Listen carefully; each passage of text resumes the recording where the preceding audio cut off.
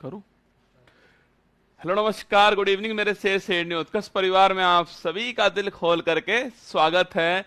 जब आंखों में अरमान लिया, मंजिल को अपने मान लिया, मुश्किल के आसान का जब ठान लिया तो ठान लिया। रक्षाबंधन की आप सभी को दिल से शुभकामनाएं। आप सभी खूब मेहनत करें।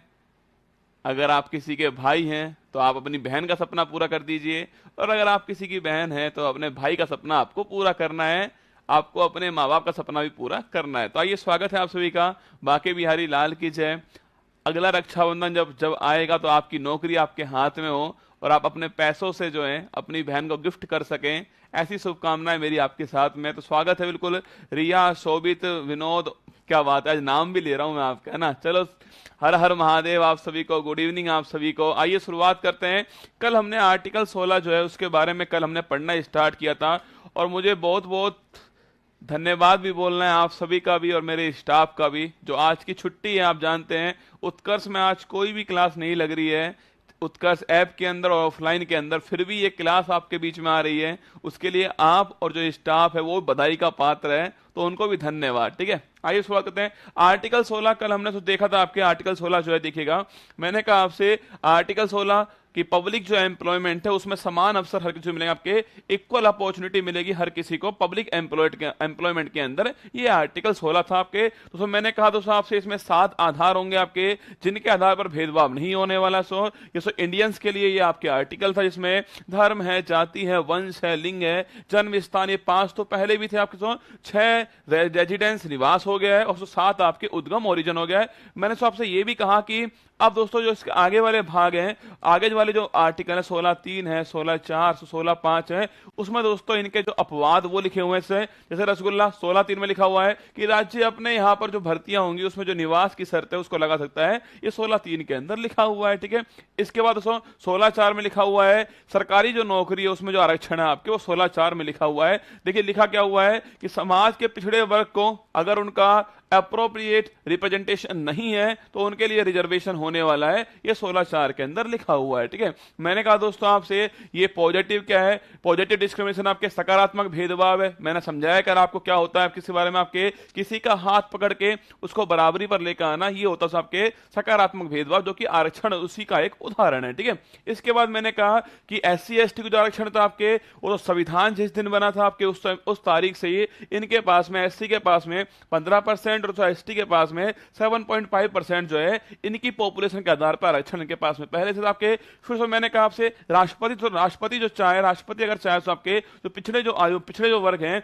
उनके लिए आयोग बना सकता है। आर्टिकल 340 में ऐसी व्यवस्था की गई थी। ठीक है, इसके बाद मैंने कहा फर्स्ट आयोग बनता है काका कालेकर आयोग, से रिपोर्ट दी इसकी। सेकंड आयोग बनता है आपके बीपी मंडल आयोग 1978 का आपके, और 1990 में बीपी सिंह की सरकार बनती है। SC को 15%, ST को 7.5% और OBC को 27% जो रिजर्वेशन आपके वो प्राप्त होता है। मामला सुप्रीम कोर्ट में गया, मामला सुप्रीम कोर्ट गया। हाँ, कभी बंधवा लो यार, जब आपकी बहन आपके पास उपस्थित हो तब राखी बंधवा लो। आपकी बहन ही आपका शुभ है ना, आपकी बहन ही आपका शुभ है, कभी बंधवा लो राखी। ठीक है, आपकी बहन आपके साथ में, वही आपके लिए शुभ की बात है। ठीक है, मामला सुप्रीम कोर्ट गया। इंदिरा साहनी आपके इंदिरा साहनी केस होता है आपके, और इस केस में आपके 1992 का केस आपके, इसमें कहा गया है आरक्षण की जो सीमा है 50% होनी चाहिए आपके, इससे अधिक नहीं होगी, फिर भी विशेष परिस्थिति में अधिक हो सकती है, ऐसा कहा गया। क्रीमी लेयर जो होगा आपके उसको आरक्षण नहीं मिलेगा। ये सारी बातें हम कर चुके हैं। और मैंने कहा दोस्तों आपसे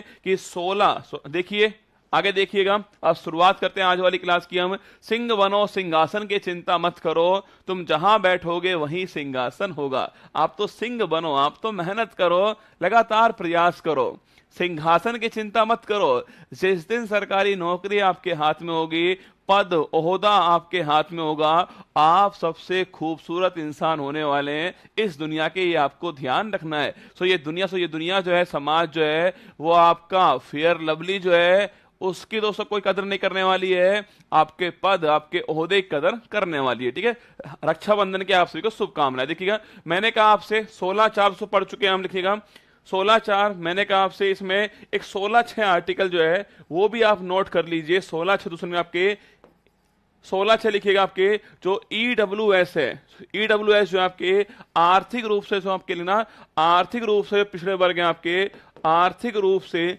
इकोनॉमिकल जो वीकर सेक्शन है आपके, आर्थिक रूप से पिछड़े जो वर्ग हैं इनके लिए लिखना आपके, पिछड़े जो वर्ग हैं इनके लिए पिछड़े वर्ग को लिखना 10% जो है 10% सरकारी नौकरी के अंदर, सरकारी नौकरी में आरक्षण जो है वो दिया गया है, सरकारी नौकरी में आरक्षण जो है वो दिया गया है, ये आपको ध्यान रखना है। अब दोस्तों जो आपके आरक्षण जो है आपके वो 49.5% और 10% ये वाला हो गया है, कुल इतने रिजर्वेशन हो चुका है। और सो पूछूं दोस्तों आपसे आपके ये 103वां क्या है, ये 103वां संविधान संशोधन है, 103वां संविधान संशोधन आपके 2019 का लिखना आपसे, 2019 का लिखना आपके, 2019 का 103वां संविधान संशोधन है, ये आपको ध्यान रखना है। ये है 16/6, ये आपको नोट करना है।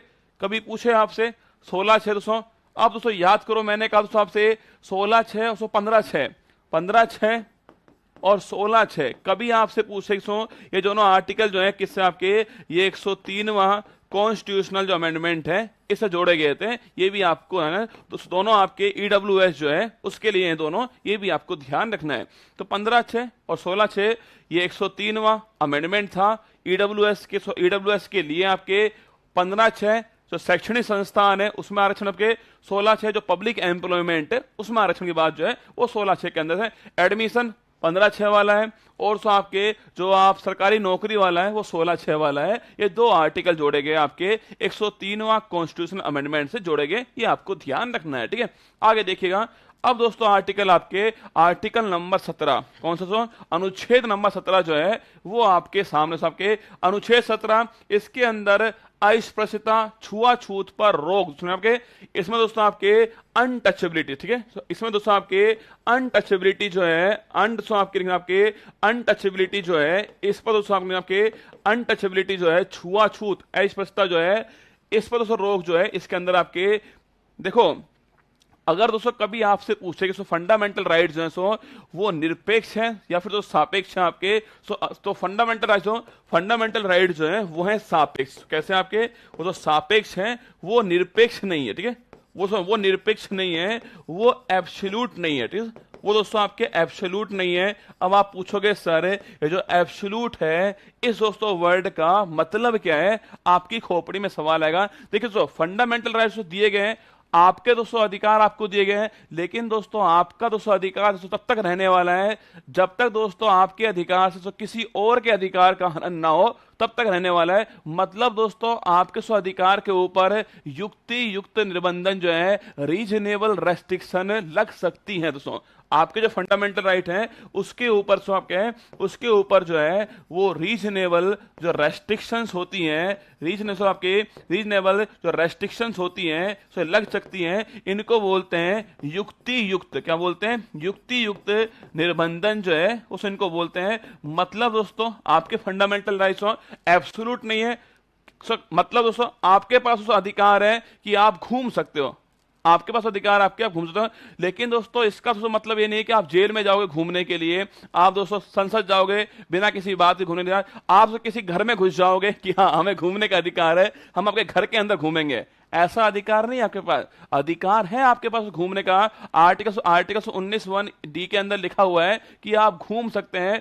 पर दोस्तों किसी के घर में घुस जाओगे वो अधिकार आपके पास नहीं है, क्योंकि दोस्तों उसके खुद के भी दोस्तों अधिकार है, उसके दोस्तों अधिकार उसके पास में है, तो इसलिए आपके पास अधिकार है घूमने का, पर तो किसी के घर में घुस जाओगे आप अधिकार में, ऐसा नहीं होने वाला है। आपके अधिकार के ऊपर युक्ति आपके कुछ तो रेस्ट्रिक्शन लगी हुई है, आपके कुछ निर्बंधन लगे हुए आपके अधिकार के ऊपर, लेकिन दोस्तों आर्टिकल 17 जो है वो निरपेक्ष अधिकार। कभी आपसे पूछे कि निम्न में से कौन सा अधिकार निरपेक्ष अधिकार है, एब्सोल्यूट आपके राइट्स है, वो है आर्टिकल 17। मतलब रसगुल्ला इसके ऊपर आपके कोई भी इसके ऊपर जो है वो रेस्ट्रिक्शंस नहीं है, मतलब आप छुआछूत नहीं करोगे, कोई भी कंडीशन हो आप छुआछूत नहीं करोगे, ये साफ साफ लिखा है। लिख लो इस पॉइंट को, बड़ा सा महत्वपूर्ण पॉइंट लिखा आपके, ये दोस्तों ये क्या है, इसे निरपेक्ष अधिकार। ठीक है, सवाल कभी पूछे आपसे कि निम्न में से कौन सा अधिकार एब्सोल्यूट राइट है, लिखना सो कौन सा अधिकार जो है वो एब्सोल्यूट है, आप लिखना आपके वो है आर्टिकल 17। मतलब आप छुआछूत नहीं करोगे, कोई भी कंडीशन हो कैसी भी कंडीशन हो, आपके सामने कोई भी खड़ा हो, आप छुआछूत नहीं करोगे। राज्य और भारत के नागरिक और भारत का हर व्यक्ति जो है वो छुआछूत नहीं करेगा। लिख कर दिया है, एब्सोल्यूट राइट है। इसके ऊपर सो कोई भी सो, इसमें कोई भी अपवाद नहीं है। एब्सोल्यूट का मतलब एब्सोल्यूट होने वाला है, ये आपको ध्यान रखना सबके। और सो एससी एसटी के, एससी और एसटी के विरुद्ध अत्याचारों को रोकने के लिए अनुसूचित जाति जनजाति अत्याचार निवारण अधिनियम 1989 भी बनाया गया है। कभी कभी दोस्तों एग्जाम में पूछता है आपसे एट्रोसिटी एक्ट, कभी कभी पूछता है आपसे एट्रोसिटी जो एक्ट है आपके, एट्रोसिटीज एक्ट छापना कब का है, 1999 आपके 1989 का अधिनियम है, ये आपको ध्यान रखना है, ठीक है। तो एससी एसटी पर जो अत्याचार है सो उसको सो रोकने के लिए आपके अनुसूचित जाति जनजाति अत्याचार निवारण अधिनियम 1989 जो है वो बनाया गया है। ये तीन बातें आपको आर्टिकल 17 पहला पॉइंट छुआछूत को रोकने वाला अधिकार है, एब्सोल्यूट अधिकार है, निरपेक्ष अधिकार है आपके, और थर्ड पॉइंट एट्रोसिटी एक्ट जो है वो 1989 का अधिकार है। कभी दोस्तों आपको इसको लिख लेना है ना, इसको सो भूलना मत, इसको लिख लेना कि हमारे सो फंडामेंटल राइट जो आपके वो एब्सोल्यूट नहीं है, सो उनके ऊपर जो है कुछ जो है वो निर्बंधन है, कुछ रेस्ट्रिक्शन जो है सो लगी हुई है, कुछ अपवाद जो है वो इनके भी हैं। लेकिन रसगुल्ला आर्टिकल 17 का कोई दोस्तों अपवाद नहीं है। छुआछूत नहीं करोगे मतलब नहीं करोगे, राज्य भी नहीं करेगा, आपके स्टेट हो, व्यक्ति हो, इंडियंस हो, सिटीजन हो, कोई भी हो, छुआछूत नहीं करेगा मतलब नहीं करेगा, ठीक है। ये बात किसमें आपके आर्टिकल जो 17 है उसमें ये बात जो लिखी हुई है, ये आपको ध्यान रखना है, ठीक है। अब देखिए आर्टिकल आपके आर्टिकल 18 छापना, आर्टिकल 18 कभी कभी दोस्तों, कभी कभी रसगुल्ला ऐसे सवाल पूछता है आपसे, कभी कभी सवाल पूछेगा आपसे, कभी कभी आपसे सवाल पूछेगा कि क्वेश्चन आएगा निम्न में से कौन सा कथन सही नहीं है, निम्न में से कौन सा कथन सही है। अब देखना, आपने फंडामेंटल राइट्स खूब पढ़ लिए कि आर्टिकल 14 से 18 समानता का अधिकार है, आर्टिकल 19 से 22 आपके फ्रीडम का अधिकार है, आर्टिकल 23-24 में शोषण वाला अधिकार है। सवाल तो पूछा उसने, सवाल पूछा, देखिएगा ऑप्शन नंबर 1 दिया सो आपके, ऑप्शन नंबर 1 फंडामेंटल राइट जो है वो राज्य के विरुद्ध है, फंडामेंटल राइट राज्य के विरुद्ध है, पहला ऑप्शन है फंडामेंटल राइट राज्य के विरुद्ध है। Option number B fundamental right पर युक्ति युक्त निर्बंधन लग सकते हैं, फंडामेंटल राइट पर युक्ति युक्त निर्बंधन लग सकते हैं, ये ऑप्शन नंबर 2 हो गया, ठीक है। ऑप्शन नंबर 2 फंडामेंटल राइट पर युक्ति युक्त निर्बंधन लग सकते हैं, ऑप्शन नंबर बी हो गया, ठीक है। Option number C fundamental right जो है, फंडामेंटल राइट आपके सो, फंडामेंटल राइट को संविधान का मेगना कार्टा कहते हैं, संविधान का मेगना कार्टा कहते हैं, ये तो आपके ऑप्शन नंबर 3 हो गया है। ऑप्शन नंबर 4 आर्टिकल 15, 16, 19, 29, 30 केवल सिटीजन्स को दिए गए हैं।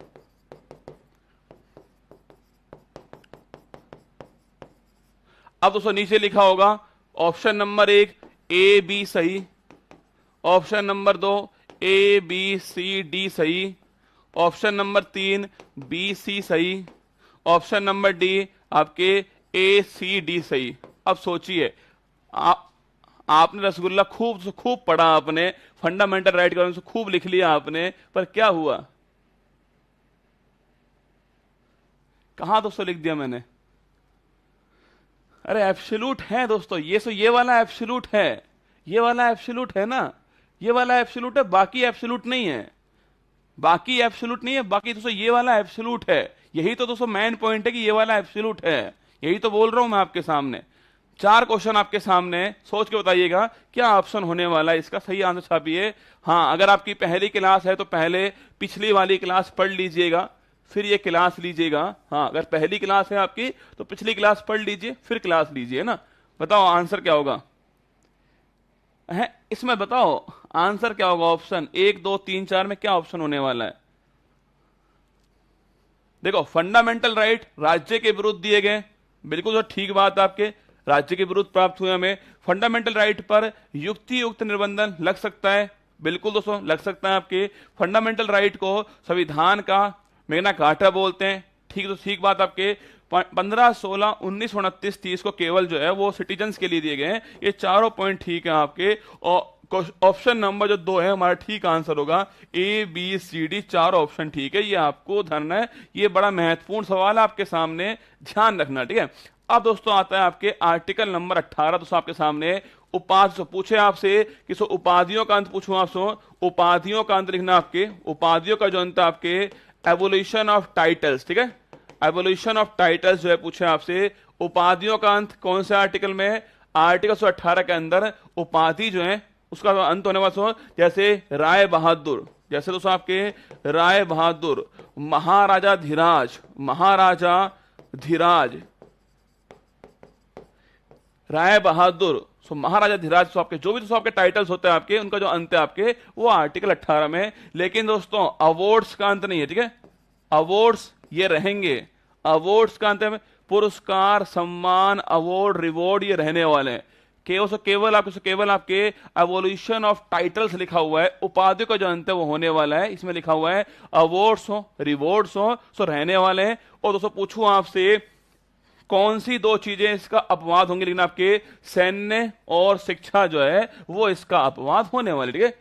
सैन्य और शिक्षा दोस्तों आपके मेजर जनरल, दोस्तों आप परमवीर चक्र, तो आपके चक्र है आपके वो शिक्षा, जो शिक्षा में अवार्ड मिलते हैं आपके, तो सैन्य और शिक्षा के जो है इसके अलावा सभी प्रकार की उपाधियों का अंत होने वाला है, ऐसा आर्टिकल 18 में लिखा हुआ। एवोल्यूशन ऑफ टाइटल्स, फिर कह रहा हूं अवार्ड्स नहीं, टाइटल्स जो आपके उपाधि जो होने वाली है उनका आपके एवोल्यूशन जो है अंत जो है वो आर्टिकल 18 में लिखा हुआ है। लेकिन दोस्तों सैन्य, मिलिट्री और जो एजुकेशन है ये इसके अपवाद है, ये भी आपको ध्यान रखना है आर्टिकल 18 के अंदर, ये आपको ध्यान रखना है। लिखिए नोट,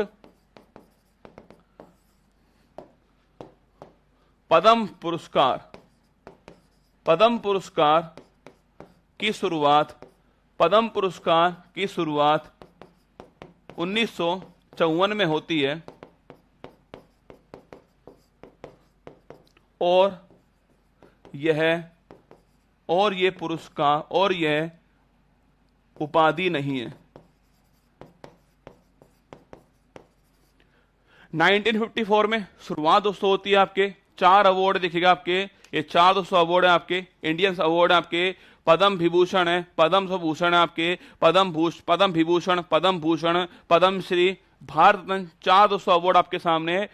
1954 में इसकी शुरुआत आपके 54 में शुरुआत हुई।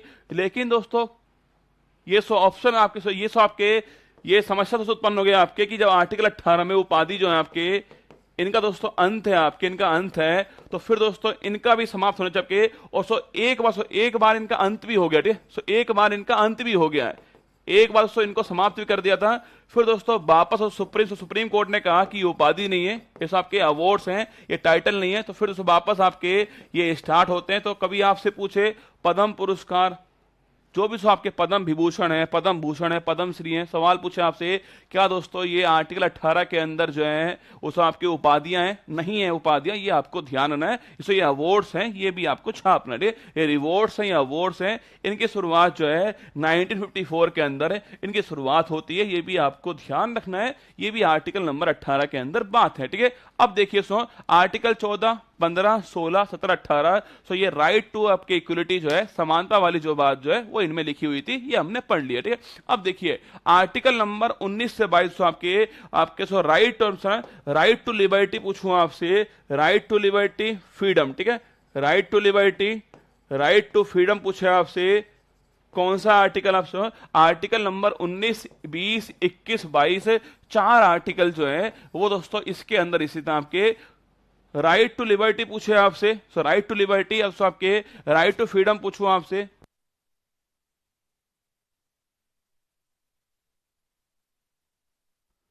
देखो पूछे दोस्तों आपसे राइट टू फ्रीडम पूछूं आपसे, राइट टू लिबर्टी पूछे, अनुच्छेद 19 से 22 जो है वो इसके अंदर लिखे हुए हैं। अनुच्छेद 19, 20, 21, 22 4 आर्टिकल है। सो हमारे लिए आपके 19, 20 और 21 जो है 3 आर्टिकल महत्वपूर्ण होने वाले, ठीक है। सुनना मेरी बात को, आर्टिकल 19 में क्या क्या लिखा हुआ देखना है।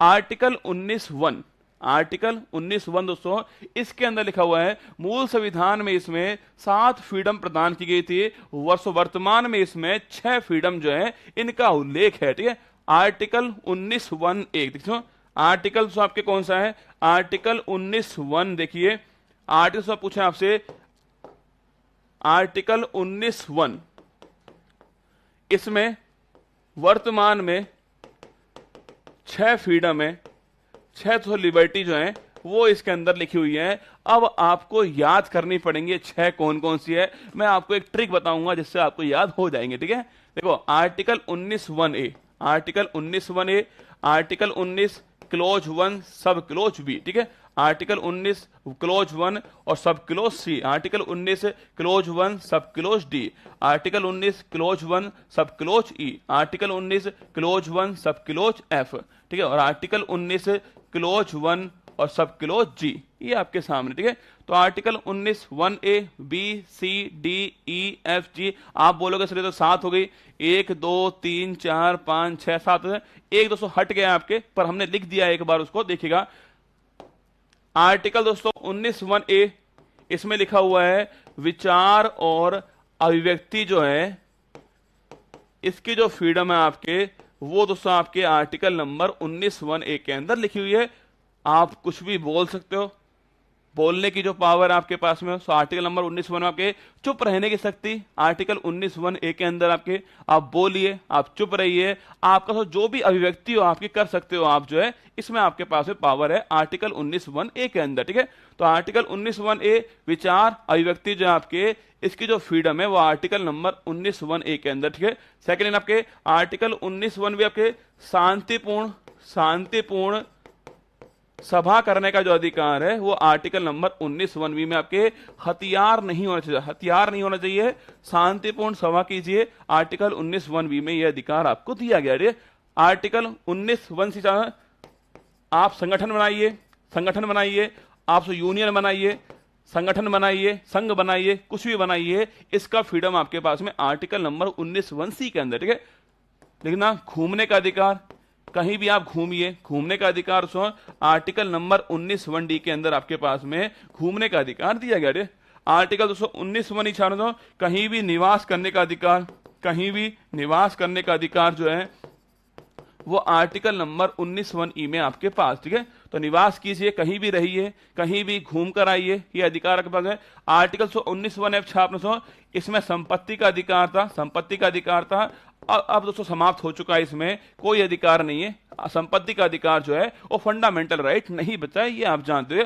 आर्टिकल 19(1)(g) छात्र व्यापार करने का जो अधिकार है वो है आर्टिकल नंबर 19(1)(g) के अंदर, व्यापार जो करने का अधिकार है, व्यापार वाणिज्य का जो अधिकार है वो आर्टिकल नंबर 19(1)(g) के अंदर है, ये आप जानते हो भली बात ही कि ए में क्या है, बी में सो क्या है, सी में क्या है, डी में क्या है, ई में क्या है, एफ में क्या नहीं है और जी में क्या है, ये आप जानते हो। अब सुनना दोस्तों, अब इसको याद कैसे करें भाई साहब, समस्या दोस्तों ये याद कैसे करोगे। अब देखिए आपको याद करवाते, देखिए आपके दोस्तों मोहल्ले में आए बाबा कुमार गौरव, कौन है सो, आपके मोहल्ले में आ गए बाबा कुमार गौरव, कौन है सो, आपके मोहल्ले में आए बाबा कुमार गौरव, कौन है सो, बाबा कुमार गौरव, जपनाम जपनाम बाबा लाएंगे क्रांति, आपके मोहल्ले में आ गए बाबा कुमार गौरव जी। ठीक है, अब दोस्तों बाबा जी आए आपके मोहल्ले से, आपके उन्होंने उपदेश देना स्टार्ट किया, उन्होंने उपदेश दिए, शांतिपूर्ण उपदेश दे रहे हैं और सभा कर रहे हैं। ठीक है, शांतिपूर्ण उपदेश दे रहे हैं, सभा कर रहे हैं। बाबा कुमार गौरव आपके मोहल्ले में आए, वो अपनी बात आपसे वो अपनी बात कह रहे हैं आपसे, शांतिपूर्ण सभा चल रही है, आपके सभा चल रही शांतिपूर्ण। अब दोस्तों आपके मोहल्ले में बाबा जो कुमार गौरव आए थे सो उनके फैन दोस्तों बन चुके हैं, तो बाबा कुमार गौरव ने बोला एक दोस्तों क्या करते हैं आपके, एक संगठन बना देते हैं बाबा कुमार गौरव का परिवार। ठीक है, संगठन बन गया है बाबा कुमार गौरव का परिवार, केजीएफ फैमिली। ठीक है, कुमार गौरव फैमिली बन चुकी है, संगठन बन चुका है। अब दोस्तों मैंने कहा संगठन बन गया है, अब जाओ आप पूरे भारत में घूम कर आओ और प्रचार करो। ठीक है, मैंने आपसे बोला आप जाओ पूरे भारत में घूमो और प्रचार करो, मैंने आपसे कह दिया। ठीक है, आपको मैंने अपॉइंट कर दिया अपना ब्रांड एम्बेसडर। मैंने कहा जाओ और जो मेरी बातें वो पूरे भारत में कहिए, जाइए, घूमिए, प्रचार कीजिए उसका। और फिर दोस्तों क्या हुआ आपके, आप तो चले गए, कोई गया हिमाचल से, कोई हिमाचल गया, कोई से उत्तराखंड चला गया, कोई से कहीं भी चला गया, वो गया और वहीं पर बस गया, ठीक है, वो गया और सो वहीं पर बस गया, ठीक है। आप दोस्तों वहीं पर बस गए, ठीक है, आप रसगुल्ला से वहीं पर बस गए आपके। और दोस्तों आपका दोस्तों जो बिजनेस है, जो काम है, जो व्यापार है, वो यही बन गया, ठीक है। आपका दोस्तों काम जो है, आपका जो व्यापार जो है, वो रसगुल्ला यही बन गया। आप भी दोस्तों वहां पर वही काम कर रहे हो जो मैं यहां पर कर रहा हूं, ठीक है। आप सुनिए, बाबा कुमार गौरव साहब आपके मोहल्ले में आए थे, उन्होंने अपना भाषण दोस्तों, अपनी जो स्पीच है, अपने जो विचार है, वो आपके साथ साझा किए आपके मोहल्ले में। तो विचार अभिव्यक्ति का जो फ्रीडम है, वो दोस्तों आपके बोलने का जो अधिकार है, वो आर्टिकल नंबर 19(1)(a) के अंदर लिखा हुआ है, ठीक है। फिर दोस्तों मैंने कहा, हमने अपने विचार दिए, उपदेश दिए, सभा बैठकर सुन रही है, देखिएगा, शांतिपूर्ण सभा करने का जो अधिकार है वो आर्टिकल नंबर 19(1)(b) के अंदर लिखा हुआ है। शांतिपूर्ण सभा करने का अधिकार 19(1)(b) के अंदर, ठीक है। फिर दोस्तों मैंने कहा कि हम बनाएंगे कुमार गौरव फैमिली KGF संगठन दोस्तों आपके। तो संगठन का जो अधिकार, संघ बनाने का अधिकार आर्टिकल नंबर 19(1)(c) में आपके संगठन जो है, यूनियन जो है, वो आर्टिकल 19(1)(c) के अंदर लिखा हुआ है। फिर दोस्तों मैंने कहा आप जाओ, घूमो, प्रचार करो, घूमने का अधिकार जो है वो आर्टिकल नंबर 19(1)(d) में लिखा हुआ है, घूमने का अधिकार, ठीक है। आप दोस्तों वहीं पर बस गए आपके, तो आर्टिकल नंबर 19(1)(e) जो है वो निवास का जो अधिकार है आपके 19(1)(e) के अंदर लिखा हुआ है। F वाला दोस्तों समाप्त हो चुका है। और दोस्तों G वाला आपके से मैंने कहा, यही दोस्तों आपका काम बन चुका है, व्यापार बन चुका है। व्यापार का अधिकार जो है 19(1)(g) के अंदर जो है व्यापार का अधिकार बन गया। बोल बांके बिहारी लाल की जय। इसको लिख लेना, ये आपके एग्जाम में खूब तो काम आने वाला है। कभी कभी आपसे पूछेगा कि घूमने का अधिकार आर्टिकल नंबर 19 के कौन से सब क्लोज में है, 19(1)(a) में, 19(1)(b) में, 19(1)(c) में, 19(1)(d) में। अगर आपको नहीं पता तो आप कंफ्यूज हो जाओगे, इसलिए मैंने बता दिया। बाबा कुमार गौरव आपके, इसको लिखो आप फटाक से ना, लिखो फटाक से। बाबा कुमार गौरव आपके गांव में आए हैं, उपदेश दिया उन्होंने आपको उपदेश दिया है। और सो उपदेश देने के बाद में संगठन बना लिया उन्होंने अपना, KGF फैमिली से नाम दे दिया। बाबा लाएंगे क्रांति। आप भी दोस्तों उस क्रांति को लेकर के पूरे भारत में घूम रहे हो। आप बस गए दोस्तों, वहीं पर बस गए आप जो है, और बस गए, उसके बाद में आपने काम और अपना व्यापार यही बना लिया, यही आपका काम हो चुका है। बाबा की जय हो, ठीक है, जय हो बाबा की। ये 6 आपके सामने जो अभी मैंने कहा, वर्तमान में 6 क्या है, सो फ्रीडम जो है आर्टिकल 19(1)(a) के अंदर लिखी है। ये आपको ध्यान, 6 आपके जो स्वतंत्रता है वो आर्टिकल नंबर 19(1) के अंदर लिखा हुआ है, ठीक है।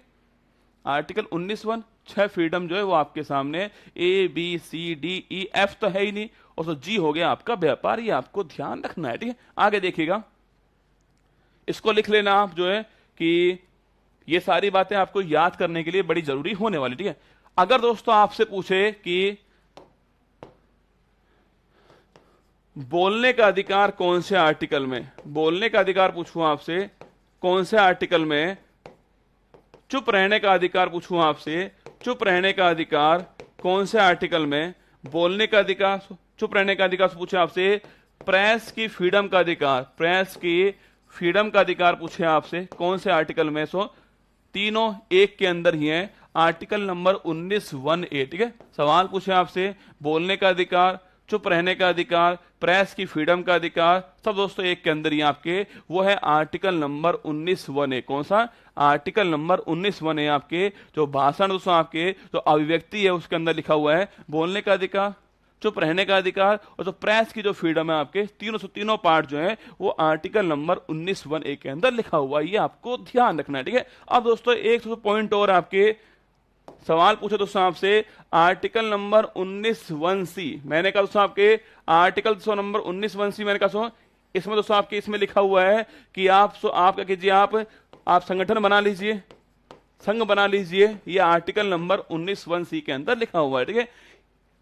इसी में दोस्तों 97वां संविधान संशोधन होता है, अमेंडमेंट होता है आपके, ये है 2011 का अमेंडमेंट आपके। और दोस्तों इसी के अंदर आपके सहकारी समिति जो है कोऑपरेटिव जो आपके कमेटी जो है इनको जोड़ा गया। तो पूछो दोस्तों आपसे, सहकारी समिति से पूछे आपसे 97 अमेंडमेंट होता है, 19(1)(c) के अंदर ये संगठन संघ वाले भाग में शामिल है। ये भी आपको ध्यान रखना है, ठीक है। देखिए सहकारी समिति पूछे आपसे, आर्टिकल नंबर 19(1)(c) में लिखा हुआ है इसके बारे में। आर्टिकल नंबर 43 आपसे बी जो है उसमें लिखा हुआ है। सो अब भाग नंबर 9 बी जो है इसमें लिखा हुआ है आपके आर्टिकल नंबर 243 आपके जेड एस से 243 जेड टी जो है ये पूछो दोस्तों आपसे, ये आर्टिकल ये वाला आर्टिकल ये वाले आर्टिकल भाग 9 बी पूछे आपसे, ये सब की सब जो है 97 कॉन्स्टिट्यूशनल अमेंडमेंट 2011 से जोड़े गए, ये आपको ध्यान है। तो कभी सवाल पूछे आपसे कि आर्टिकल पूछूं आपसे 19(1)(c), ये सवाल दोस्तों आपसे यूपीपीसीएस जो एग्जाम है आपके, यूपीपीसीएस जो एग्जाम है उसमें पूछा था आपसे कि सहकारी समिति जो है वो भाग 19 के अनुच्छेद 19 के कौन से सब क्लोज के अंदर है। तो 19(1)(c) में छापना, इसको जोड़ा गया आपके 97 अमेंडमेंट था। ध्यान आपके सहकारी समिति जो है 19(1)(c) के अंदर शामिल है, ये आपको ध्यान रखना है। ये दोस्तों आर्टिकल नंबर 19 आपके सामने, ठीक है। अब देखिए, बोलने का अधिकार इनके पास में,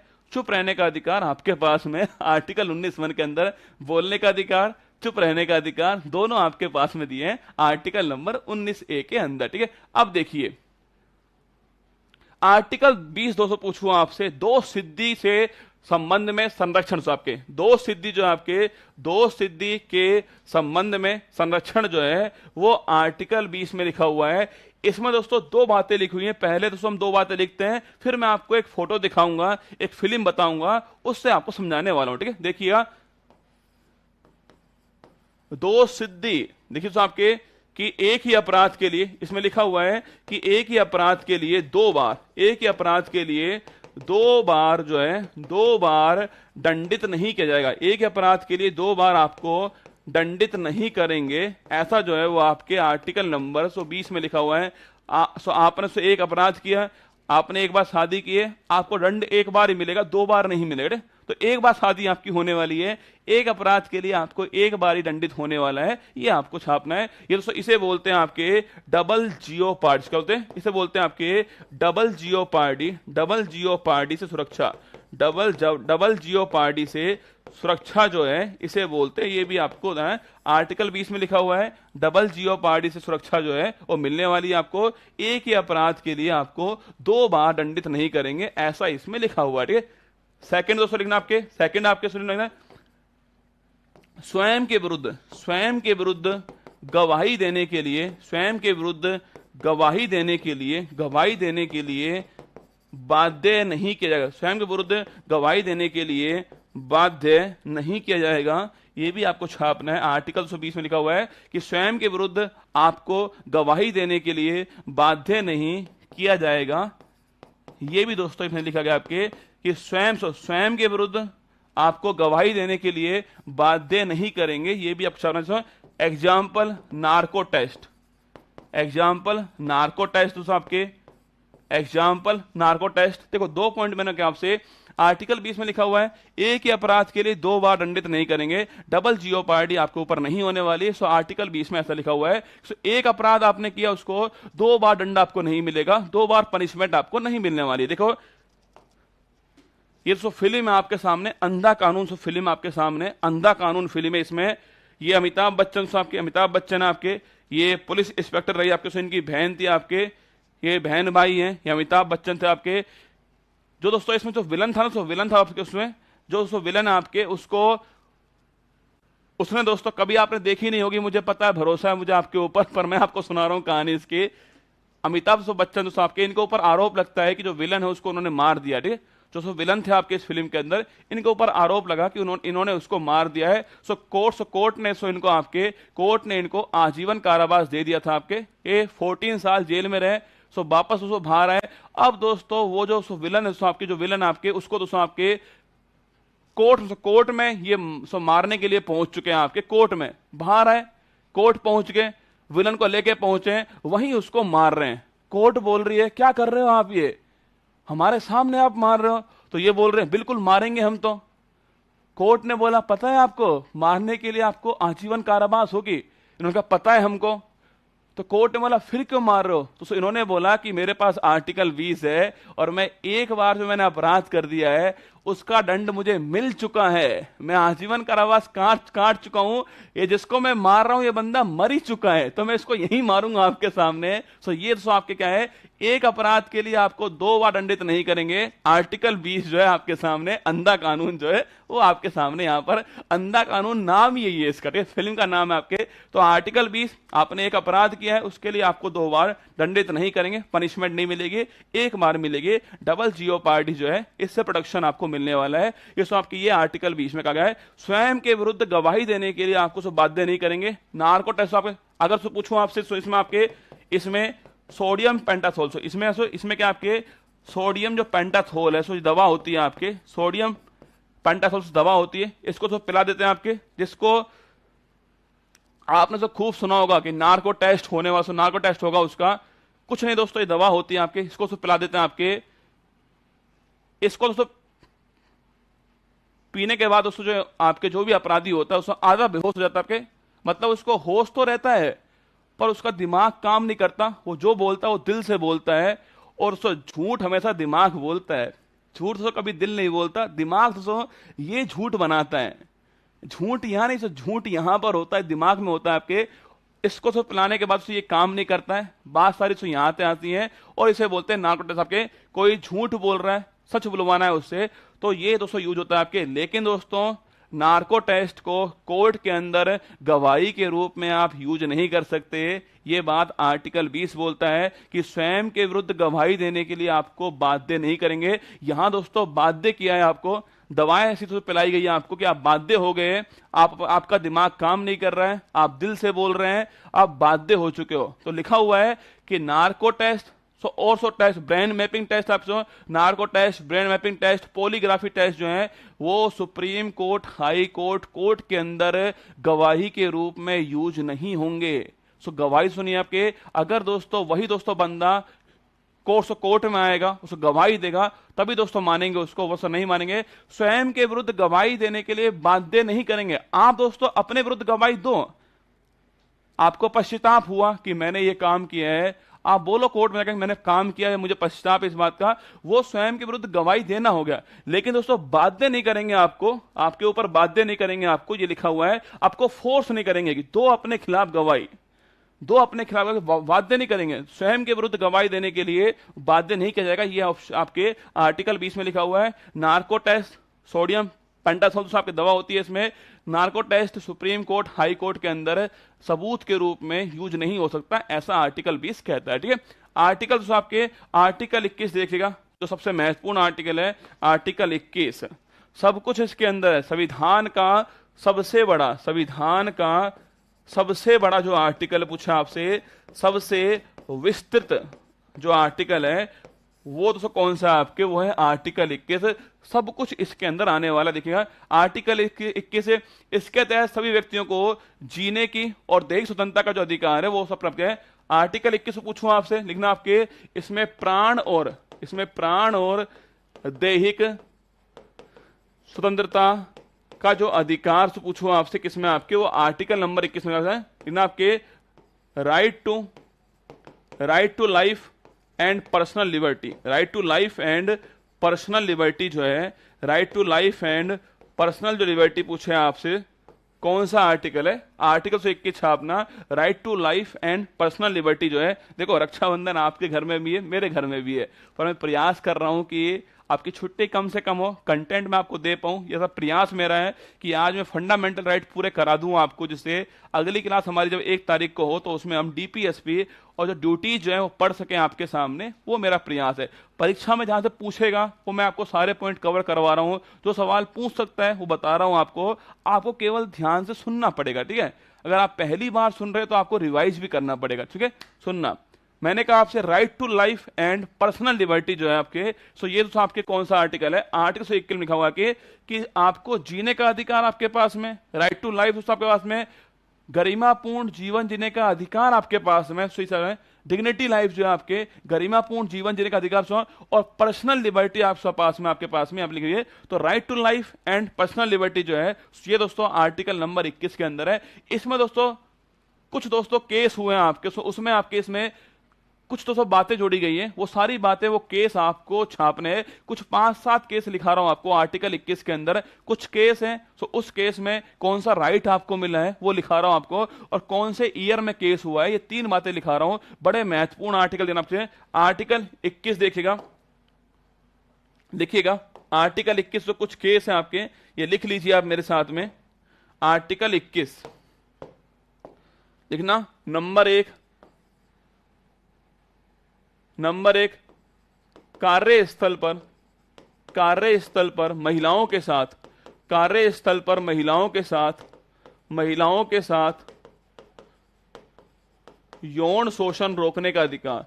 कार्यस्थल पर महिलाओं के साथ यौन शोषण को जो रोकने वाली जो बात है लिखना आपके, ये दोस्तों आती है विशाखा गाइडलाइंस में। विशाखा गाइडलाइंस लिखिए।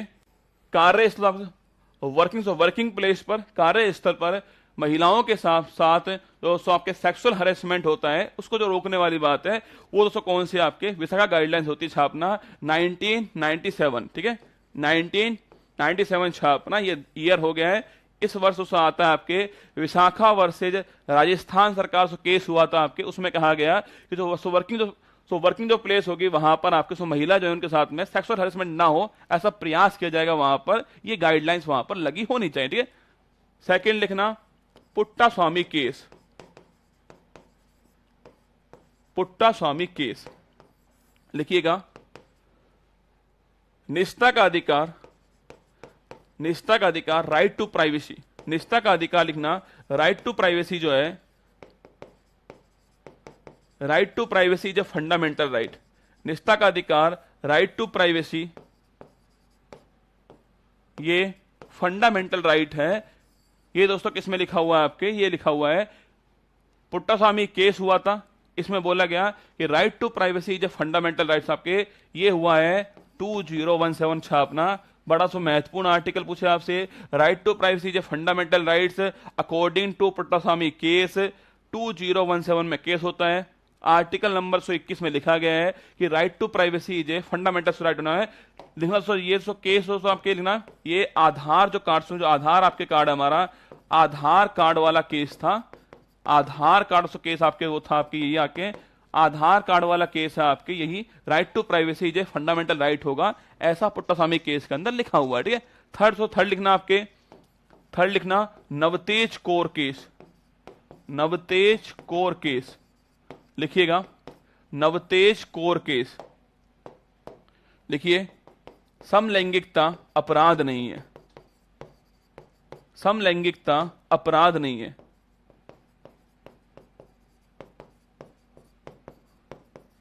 होमोसेक्सुअलिटी, मेल फीमेल, ठीक है, homosexuality is not a crime.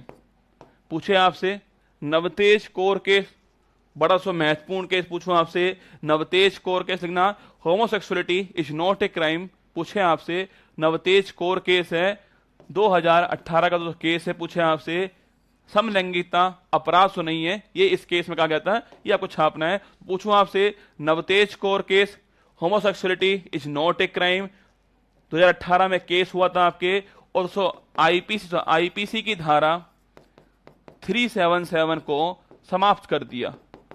IPC की धारा 377 को समाप्त कर दिया। आपके ये भी आप छापना, आईपीसी सेक्शन 377, इसमें लिखा हुआ था कि समलैंगिकता अपराध होगी, इसमें लिखा हुआ था ये बात जो है, आईपीसी सेक्शन 377 यहां तो लिखी हुई थी बात, इसको समाप्त कर दिया है। अब बोला गया है कि समलैंगिकता अपराध नहीं होने वाली है। देखो, एक केस आपके विशाखा गाइडलाइंस, पहला case, second Puttaswamy case, third Navtej core case. तीनों ही महत्वपूर्ण सवाल आपके लिए, तीनों ही महत्वपूर्ण सवाल है, तीनों आपको ध्यान रखने हैं, तीनों सवाल आपके लिए महत्वपूर्ण होने वाले। ठीक है, एक और लिख लो, एक और लिख दूं क्या, लिख लो।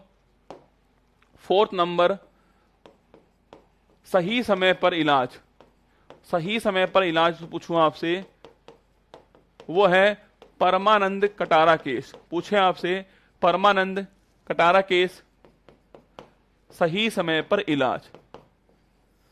किसी का एक्सीडेंट हुआ है, आप वहां से गुजर रहे हो, आपने उस व्यक्ति को उठाया और आपके हॉस्पिटल से पहुंचा दिया आपने, पता लगा आपके ऊपर ही केस लग गया, आपने किया एक्सीडेंट, तो ऐसा नहीं होगा। सही समय पर इलाज जो है वो पूछो दोस्तों आपसे, परमानंद कटारा केस हो गया है 1989 से आपके ध्यान, 1989 में केस हुआ था, ये भी आपको ध्यान रखना, ठीक है। सही समय पर इलाज, परमानंद कटारा केस। लेकिन दोस्तों आपके बाबा रामदेव केस, ये तो बड़ा खतरनाक केस है भाई साहब, बाबा रामदेव केस। लेकिन सबके नींद लेने का अधिकार, नींद लेने का अधिकार, राइट टू स्लीप, नींद लेने का अधिकार जो है वो भी आपका फंडामेंटल राइट है। नींद लेने का अधिकार आपका सो फंडामेंटल राइट है, आपको पता दोस्तों ये बात है। अगर दोस्तों हमारे टाइम आपके जो स्कूल था उसमें तो हम सो जाएं तो भाई साहब चप्पलें पड़ती थी, मास्टर मारता था। अब दोस्तों मास्टर नहीं मार पाएगा, बच्चे को बता दो आर्टिकल 21 में तेरे पास में राइट टू स्लीप है, नींद लेने का अधिकार आपके इसमें है। बाबा राम से केस आपके हुआ था एक्चुअली में दोस्तों, बाबा रामदेव जो है वो अनशन पे बैठ गए आपके, कहां पर, दिल्ली आपके रामलीला जो ग्राउंड है वहां बैठ गए अनशन पे, ठीक है। बैठ गए अनशन पे, रात को दिल्ली पुलिस आई और लाठी चार्ज उसने कर दिया। बाबा रामदेव सो आपके घाघरा पहनकर भाग गए। बाबा रामदेव पहुंच गए सुप्रीम कोर्ट।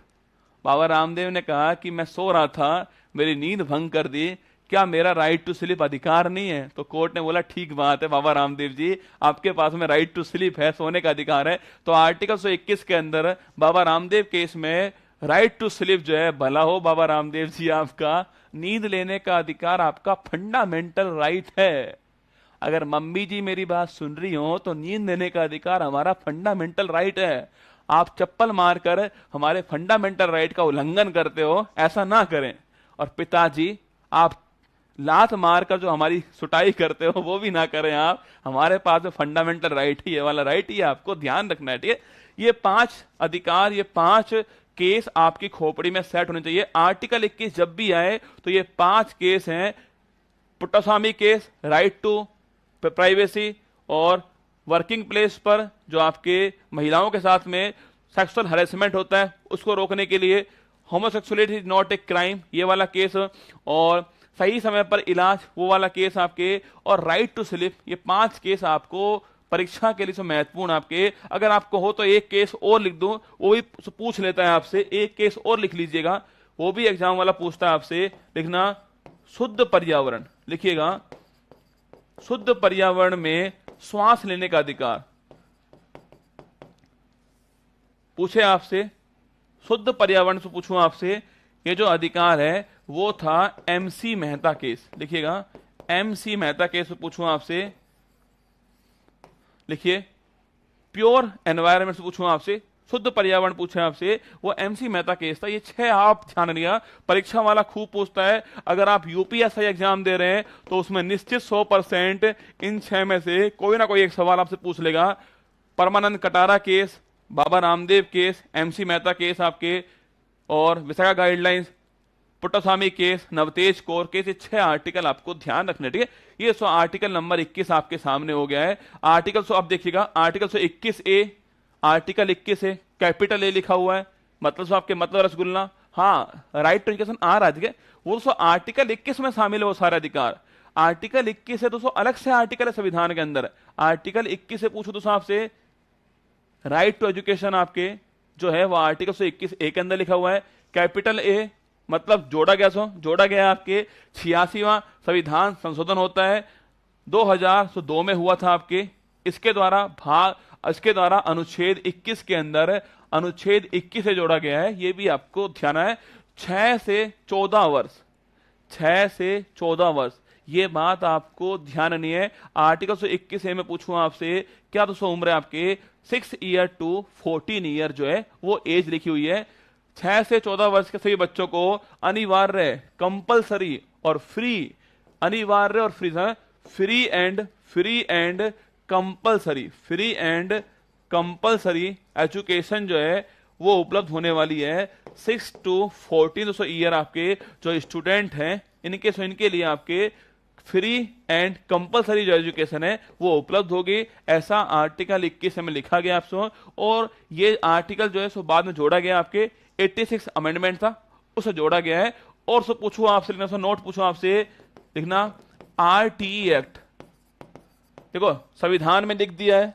फिर दोस्तों सरकार दोस्तों एक्ट लेकर आती है, राइट टू एजुकेशन लिखना, आपके राइट टू एजुकेशन, आपके राइट टू एजुकेशन जो एक्ट है आपके वो आता है 2009 का दोस्तों अधिनियम है। और ये 1 अप्रैल 2010 से जो है सो लागू होता है, ये भी बात आपको छापनी है। तो 1 अप्रैल 2010 से 6 to 14 ईयर के जो बच्चे हैं उनके लिए फ्री और कंपलसरी एजुकेशन जो है वो प्रोवाइड करवाई जा रही है। आरटी जो एक्ट था आपके वो लागू होता है 1 अप्रैल 10 के अंदर लागू होता है आपके। और इसके द्वारा दोस्तों ये वाला जो भाग जो है वो आपके एक्टिव हो चुका है, ये आपको ध्यान है आर्टिकल 21A के बारे में, ठीक है। अब देखिए अब है दोस्तों आपके भाग दोस्तों कौन सा, आपके जो तीसरा दोस्तों हमारा जो अधिकार आपके शोषण के जो विरुद्ध अधिकार था ना, शोषण के विरुद्ध अधिकार पूछूं आपसे, सो भाग 23 और 24 छापना। सो ये है आपके शोषण के विरुद्ध अधिकार, भाग 23 और 24 है आपके। और दोस्तों इसमें जो अनुच्छेद आपके अनुच्छेद जो 23 है ना, आर्टिकल जो 23 है ये आपसे यूपीएससी में पूछा गया सवाल है। अभी दोस्तों यूपीएससी का 2021 दोस्तों या 22 का जो एग्जाम हुआ था प्री वाला, उसमें आपसे पूछा था आर्टिकल 23 के बारे में, उसमें सवाल आपसे पूछा गया। देखिए आर्टिकल 23, इसके तहत बलाश्रम और मानव व्यापार से रोक, आपके बलाश्रम मैं लिखा चुका हूं आपको सारी बातें आपके। इसके तहत बलाश्रम से फोर्स लेबर, बलाश्रम, बंधुआ मजदूरी, मतलब आपके पिताजी भी वहां मजदूर थे सेठ के घर पे आपके, आप भी दोस्तों वहीं मजदूर हो, आपकी आने वाली पीढ़ी वहीं मजदूर बनेंगे, इसे बोलते हैं आपके बाउंडेड लेबर, बंधुआ मजदूरी आपके। फोर्स लेबर जबरदस्ती कराएगा आपके जो श्रम आपके वो फोर्स लेबर है, फोर्स लेबर, बाउंडेड लेबर। और दोस्तों आपके ह्यूमन ट्रैफिकिंग,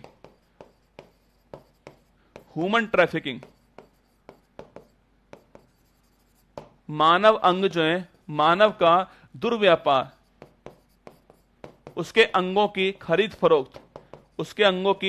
फरोख्त करना, क्रय विक्रय करना आपके, उसके अंग बेचना, किडनी बेच दे निकाल कर आपके हॉस्पिटल, किडनी का हॉस्पिटल है, पता लगा ठीक तो कर नहीं रहे, किडनी निकाल रहे और बेच रहे हैं, इलीगल होगा, ठीक है। तो ह्यूमन ट्रैफिकिंग पूछे आपसे, ये सवाल पूछा गया आपसे, ह्यूमन ट्रैफिकिंग संविधान के कौन से आर्टिकल में बैन है आपके, आर्टिकल तो 23 का अपना। इसमें बलाश्रम, फोर्स लेबर, जबरदस्ती कराया गया समय, कई सोचते हैं बच्चों से, बालकों से कराया गया, ऐसा नहीं है, ठीक है। बलाश्रम, फोर्स लेबर, जबरदस्ती कराया गया जो श्रम है आपके वो बैन होने वाला आपके। बंधुआ मजदूरी आपके, बाउंडेड लेबर आपके घर वाले भी वहीं पर सेठ के घर आपके मजदूर थे, आप भी वही मजदूर हो, आपकी आने वाली पीढ़ी वही मजदूर है, ये सारे काम नहीं चलेंगे अब जो है। तो फोर्स लेबर, बंधुआ मजदूरी, ह्यूमन ट्रैफिकिंग और मानव दुर्व्यापार, आपके अंगों का खरीद फरोख्त करना आपके, ये सारे बैन हैं, इन सब के ऊपर प्रतिबंध है, अगर किया तो आपको सजा होने वाली है। ये आर्टिकल 23 के अंदर लिखा हुआ है, महत्वपूर्ण आर्टिकल है, आपको ध्यान रखना है आर्टिकल 23 के अंदर, ठीक है। आगे देखिएगा आर्टिकल 224, देखिए आर्टिकल 24, इसके तहत यह प्रावधान किया गया है कि 14 वर्ष से कम आयु, ठीक है, कितना से 14 वर्ष से कम आयु के बच्चों से किसी भी खतरनाक कारखाने में किसी भी प्रकार का कोई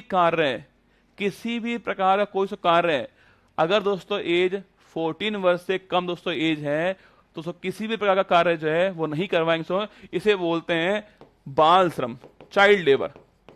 तो चाइल्ड लेबर जो है आपके, चाइल्ड लेबर पूछूंगा आपसे, चाइल्ड लेबर कहां दोस्तों बैन है आपके, वो आर्टिकल 24 में बैन है, चाइल्ड लेबर, बाल श्रम।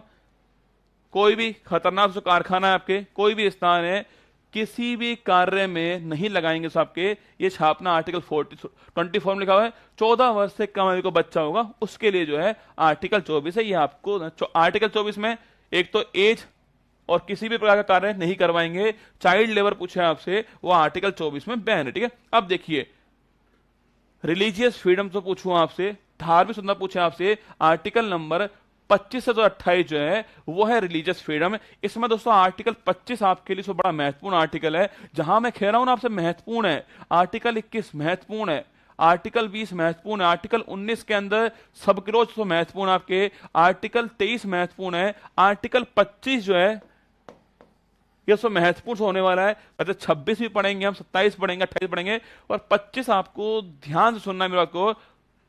अगर उससे पूछूं आपसे, आर्टिकल से 25 पूछे आपसे ना, आर्टिकल 25 अंतःकरण की स्वतंत्रता आपके, conscience, so freedom of conscience, freedom of conscience, मैंने बोला था आपसे फ्रीडम ऑफ कंसाइंस,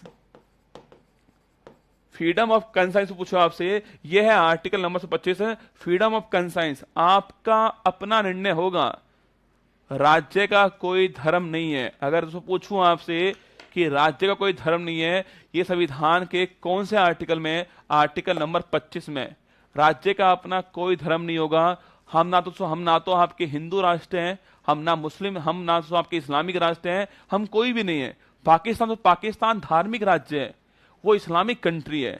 हमारा अपना कोई धर्म नहीं होगा। हमारे पास में हिंदू रहेगा, सिख रहेगा, ईसाई रहेगा, मुस्लिम रहेगा, पारसी रहेगा, कोई भी रहे हमारे पास में, मिलजुल का सभी रहो हमारे पास में। हमारा खुद का कोई धर्म नहीं होने वाला है। हमारा जो नागरिक होगा, जो रहने वाला लोग होंगे यहाँ पर, वो अपना धर्म, कोई भी धर्म वो माने, किसी का प्रचार करें आपके, किसी को माने ना माने उनकी सुविधा। आप कोई भी धर्म मानो ना मानो, ये आपका निर्णय होगा। आप किसी भी धर्म का प्रचार करो ना करो, ये आपका डिसीजन होने वाला है। ये सारी बातें सो राज्य ने आपके ऊपर छोड़ दी हैं। ये आपकी अंतरात्मा की बात है। कंसाइंस अंतरात्मा, आपके अंदर की आवाज, ठीक है, इसको बोलते हैं आपके अंदर की आवाज। आपके अंदर की आवाज होगी, आपकी अंतरात्मा की आवाज होगी। कभी भी दोस्तों आपको ऐसा लगे ना कि आप कोई काम कर पाओगे नहीं कर पाओगे, कभी भी आपको लगे कि कोई काम आपने कोई तैयारी स्टार्ट की है, आप उसे कर पाओगे नहीं कर पाओगे, इसको सुन लो एक बार, अंतरात्मा। अगर दोस्तों आपको अंदर से आवाज आती है कि यार आपको जितना पढ़ना चाहिए आप नहीं पढ़ पा रहे हो, आप टाइम वेस्ट कर रहे हो, आप रील्स देख रहे हो, आप फालतू का टाइम खूब वेस्ट कर रहे हो, अगर आपके अंदर से ये बात आएगी तो यकीन करना आप टाइम वेस्ट कर रहे हो। आप मुझसे झूठ बोल सकते हो, घर वालों से झूठ बोल सकते हो, दोस्त से झूठ बोल सकते हो, पर आपकी अंतरात्मा से झूठ आप नहीं बोल पाओगे। कंसाइंस सो आवाज जो है ना, ये अंतर सो आत्मा की आवाज जो आपके सो अंदर जो ईश्वर बैठा हुआ है उसकी सो आवाज जो महत्वपूर्ण होने वाली है। इसलिए संविधान में लिखा है आपके फ्रीडम ऑफ कंसाइंस, आपके अंदर की आवाज जो है, आपका डिसीजन होने वाला है। आप कोई धर्म मानो ना मानो, किसी का प्रचार करो ना करो, ये आपकी मर्जी होने वाली है। राज्य का कोई धर्म नहीं होगा, राज्य पंथ निरपेक्ष होगा। लिखिएगा, राज्य पंथ निरपेक्ष होगा, राज्य सेकुलर होगा। कौन सा आर्टिकल आपके? आर्टिकल 125 आपके, राज्य सेकुलर होने वाला, राज्य पंथ निरपेक्ष होगा, ये आर्टिकल 25 हो गया। देखिएगा, अंतःकरण की स्वतंत्रता, अपने अपने धर्म को मानने की, उसका प्रचार करने की, धर्मों के अनुरूप आचरण करने का अधिकार जो है वो आपके पास होने वाला है। ठीक है, अब दोस्तों यहां दोस्तों दो बातें और लिखी हुई हैं जो महत्वपूर्ण बातें हैं। यहां दोस्तों लिखा हुआ है, अगर दोस्तों पूछूं आपसे तो हिंदू धर्म पूछूं आपसे, हिंदू धर्म जो है उसमें कौन कौन शामिल होने वाला आपके? उसमें सिख, उसमें जैन, उसमें बौद्ध जो शामिल होंगे। तो इसमें यह उल्लेखित है कि जहां भी हिंदू वर्ड होगा वहां पर सिख, जैन, बौद्ध उसमें शामिल होने वाले हैं। ऐसा धर्म दोस्तों चार ही तो है ना, हिंदू धर्म हो गया, पारसी तो आपके पारसी समुदाय होगा, हिंदू, सिख, ईसाई और आपके मुस्लिम, चार ही हो गए। ईसाई, पारसी और मुस्लिम, ये चार है। तो जैन, बौद्ध और सिख जो है वो हिंदू के अंदर ही आएंगे, ऐसा आर्टिकल 25 में लिखा हुआ है। तो पूछे आपसे, हिंदू वर्ड के अंदर आपके सिख भी होंगे, जैन भी होंगे और बौद्ध भी होंगे, ये आपको ध्यान रखना है। अब दोस्तों मुद्दा दोस्तों ये है आपके कि हमने कहा कि शांतिपूर्ण, याद करो आपके, मैंने कहा आपसे कि आर्टिकल 19(1)(a) सुनना, आर्टिकल 19(1)(b) मैंने कहा शांतिपूर्ण सभा जो है ये करने का जो अधिकार जो है वो आर्टिकल 19(1)(b) के अंदर लिखा हुआ है। मतलब दोस्तों आपके पास कोई भी हथियार ना हो, ये जो बात है वो आर्टिकल 19(1)(b) में लिखी हुई है। ठीक है, आर्टिकल 125 है, आर्टिकल 25 क्या कर रहा है कि अपना जो धर्म, आपका जो धर्म, आपका जो धर्म है आप उसके अनुरूप जो है वो आचरण कीजिएगा, उसको मानिए, आचरण कीजिए उसके अनुसार। ये आर्टिकल 25 में बोला गया है। अब देखना, आर्टिकल 125 बोल रहा है कि आप अपने धर्म का आचरण कीजिए, उसको मानिए, यह आपका अधिकार होने वाला है। आर्टिकल 19(1) भी बोल रहा है आपके पास हथियार नहीं होना चाहिए। आप कोई सभा कीजिए, कहीं भी जाइए, आप हथियार ना हो आपके पास में, और अगर हो तो आपके पास लाइसेंस होना चाहिए। ये सारी बातें 19(1) में लिखी हुई हैं। अब दोस्तों एक समुदाय, तो सिख समुदाय, तो आपके सिख जो समुदाय है इनके पास में होती कृपाण, इनके पास उसको कृपाण होती है, आपके छोटी सी तलवार जो होती है, कृपाण जो बोलते हैं उसको, वो सब यहां पर होती है। अब समस्या दोस्तों ये आ गई, सिख धर्म वाले लोग बोलते हैं कि हमारे पास आर्टिकल 25 है और कृपाण, कृपाण जो है वो हमारे धर्म का आचरण है, हमारा जो धर्म है उसका जो आचरण है वो कृपाण धर्म, उस कृपाण उसके अंदर शामिल है आपके, तो हम तो कृपाण रखेंगे। और सरकार बोल रही है आपके पास हथियार नहीं होना चाहिए। बड़ी दोस्तों भी बहस हुई उसके ऊपर, बड़ी दोस्तों बहस हुई। फिर दोस्तों सुप्रीम कोर्ट ने कहा कि सुप्रीम कोर्ट ने कहा कि जो सिख धर्म के जो लोग हैं आपके, वो 5 ककार धारण करते हैं, जिसमें होती हैं केश, 5 कै जो है ना, केश कंगा कृपाण, केश कंगा कृपाण कच्छा, केश कंगा कृपाण कच्छा और कड़ा। ये जो केश कंगा कृपाण कच्छा कड़ा सोए, ये जो 5 जो चीजें आपके वो सिख धर्म के मूलभूत पार्ट हैं। मतलब दोस्तों जिस दिन दोस्तों सिख धर्म स्टार्ट हुआ है उस दिन ये भाग थे, उस दिन ये 5 पार्ट थे। तो सिख धर्म के लोग इन 5 चीजों को धारण कर सकते हैं। इसलिए दोस्तों कभी दोस्तों देखना, दोस्तों आप एयरपोर्ट जाओगे तो वहां पर आपके पास में अगर छुरी है तो छुरी को रखवा लेंगे, जाने नहीं देंगे। लेकिन दोस्तों अगर सिख धर्म के लोग हैं आपके, उनके पास में छुरी है तो वो जाएगी अंदर, कृपाण जाएगी उनके साथ में अंदर। तो कृपाण को आप नहीं रोक सकते सिख धर्म के लोगों के लिए, ऐसा सुप्रीम कोर्ट ने कहा है। लिखा हुआ यहां पर देखिए, लिखा हुआ यहां पर, इसमें यह भी उल्लेखित है कि सिखों के एक द्वारा कृपाण को धारण करना धर्म के अनुरूप आचरण है। कृपाण दोस्तों उनका जो धर्म है उसका मूलभूत अंग है, कृपाण उसका मूलभूत अंग है, उसका आप आचरण कर सकते हो, ऐसा कहा गया। ठीक है, अब सुनना दोस्तों, एक कहानी सुना रहा हूं आपको, बड़ी मजेदार कहानी है। मैंने कहा कि जो सिख धर्म के लोग हैं उनको ये परमिशन दी गई कि आप कृपाण धारण कीजिए, आपका जो धर्म है उसका मूलभूत अंग जो है कृपाण है, ये बोला गया। ठीक है, अब दोस्तों देखिएगा, कुछ दोस्तों लोग आपके हिंदू धर्म के और कुछ लोग मुस्लिम धर्म के जो है वो पहुंच के सुप्रीम कोर्ट, सुनना, वो पहुंच के सुप्रीम कोर्ट। हिंदू धर्म से वाले बोल रहे हैं कि हम जो है जो हनुमान चालीसा है उसको लाउड स्पीकर से कराएंगे। ठीक है, हम कराएंगे, इसको स्पीकर से करवाएंगे, जो भी हमारी आरती है उसको हम स्पीकर लगवाएंगे और खूब करवाएंगे। हमारी इच्छा है। आर्टिकल 25 हमें अधिकार देता है। ठीक है, आर्टिकल 25 जो है वो अधिकार देता है कि हम हमारे धर्म के अनुरूप आचरण करें, प्रचार करें, हमारे पास में अधिकार। ठीक है, मुस्लिम इन्होंने बोला कि हम भी लाउड स्पीकर लगवाएंगे और अजान करवाएंगे। ठीक है, हम भी जो अजान होती है वो करवाएंगे, ऐसा इन्होंने बोल दिया है। सुप्रीम कोर्ट पहुंच गए। सुप्रीम कोर्ट ने बोला इधर आओ तुम दोनों, इधर आओ तुम दोनों। इनसे बोला एक बात बताओ, पहले तुम्हारा धर्म आया था या लाउड स्पीकर आया था? पहले हिंदू धर्म आया या मुस्लिम धर्म आया था? पहले कुरान आई थी या गीता आई थी, या पहले लाउड स्पीकर आया था? तो दोनों बोले पहले कुरान आया था, पहले गीता आई थी। तो सुप्रीम कोर्ट ने बोला कि जब लाउड स्पीकर नहीं आया था तब भी तो आरती और अजान होती थी ना, तो ये तुम्हारा मूलभूत अंग कैसे हुआ? ये फैशन हो गया तुम्हारा।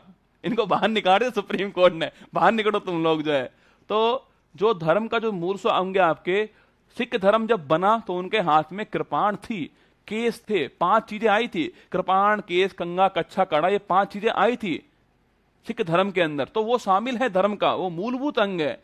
ये लाउड स्पीकर धर्म का मूलभूत अंग नहीं है, ये बात आपको ध्यान रखनी है। आर्टिकल 25 के तहत ये विवाद हुआ था, ठीक है। आगे देखिए, आर्टिकल 26 पूछूं आपसे, 25 में फ्रीडम ऑफ कंसाइंस, ये बड़ा महत्वपूर्ण, सबके सिख धर्म के लोग कृपाण कर सकते हैं धारण आपके। थर्ड, हिंदू के अंदर हिंदू, बौद्ध, जैन तीनों शामिल हैं।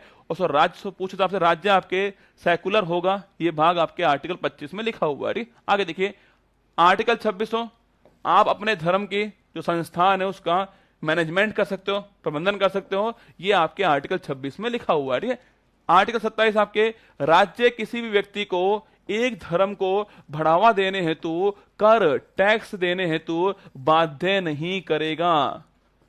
धर्म के नाम पर कोई भी टैक्स जो है सो नहीं लिया जाएगा, आपसे वसूल नहीं करेंगे, आपको बाध्य नहीं करेंगे धर्म के नाम पर टैक्स नहीं ले। जैसे एग्जाम्पल जजिया कर, जो कि दोस्तों गैर जो मुस्लिम थे आपके, जो गैर मुस्लिम थे उनसे जो टैक्स लेता थे आपके, उसे बोलते थे जजिया कर आपके।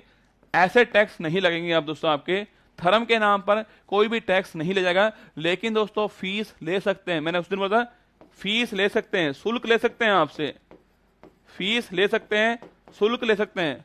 आप मंदिर में गए, बाहर आपने सो जूते आपके बॉक्स में रखवा दिए, उन्होंने आपसे पैसा ले लिया, आप सुप्रीम कोर्ट गए, गजब हो गया हमारे साथ में, हम तो मंदिर गए थे, हमारा धर्म है, और वहां बाहर प्रसाद के पैसे ले लिए हमसे, जूते के पैसे ले लिए रखने के आपके, तो ले सकते हैं, फीस ले सकते हैं।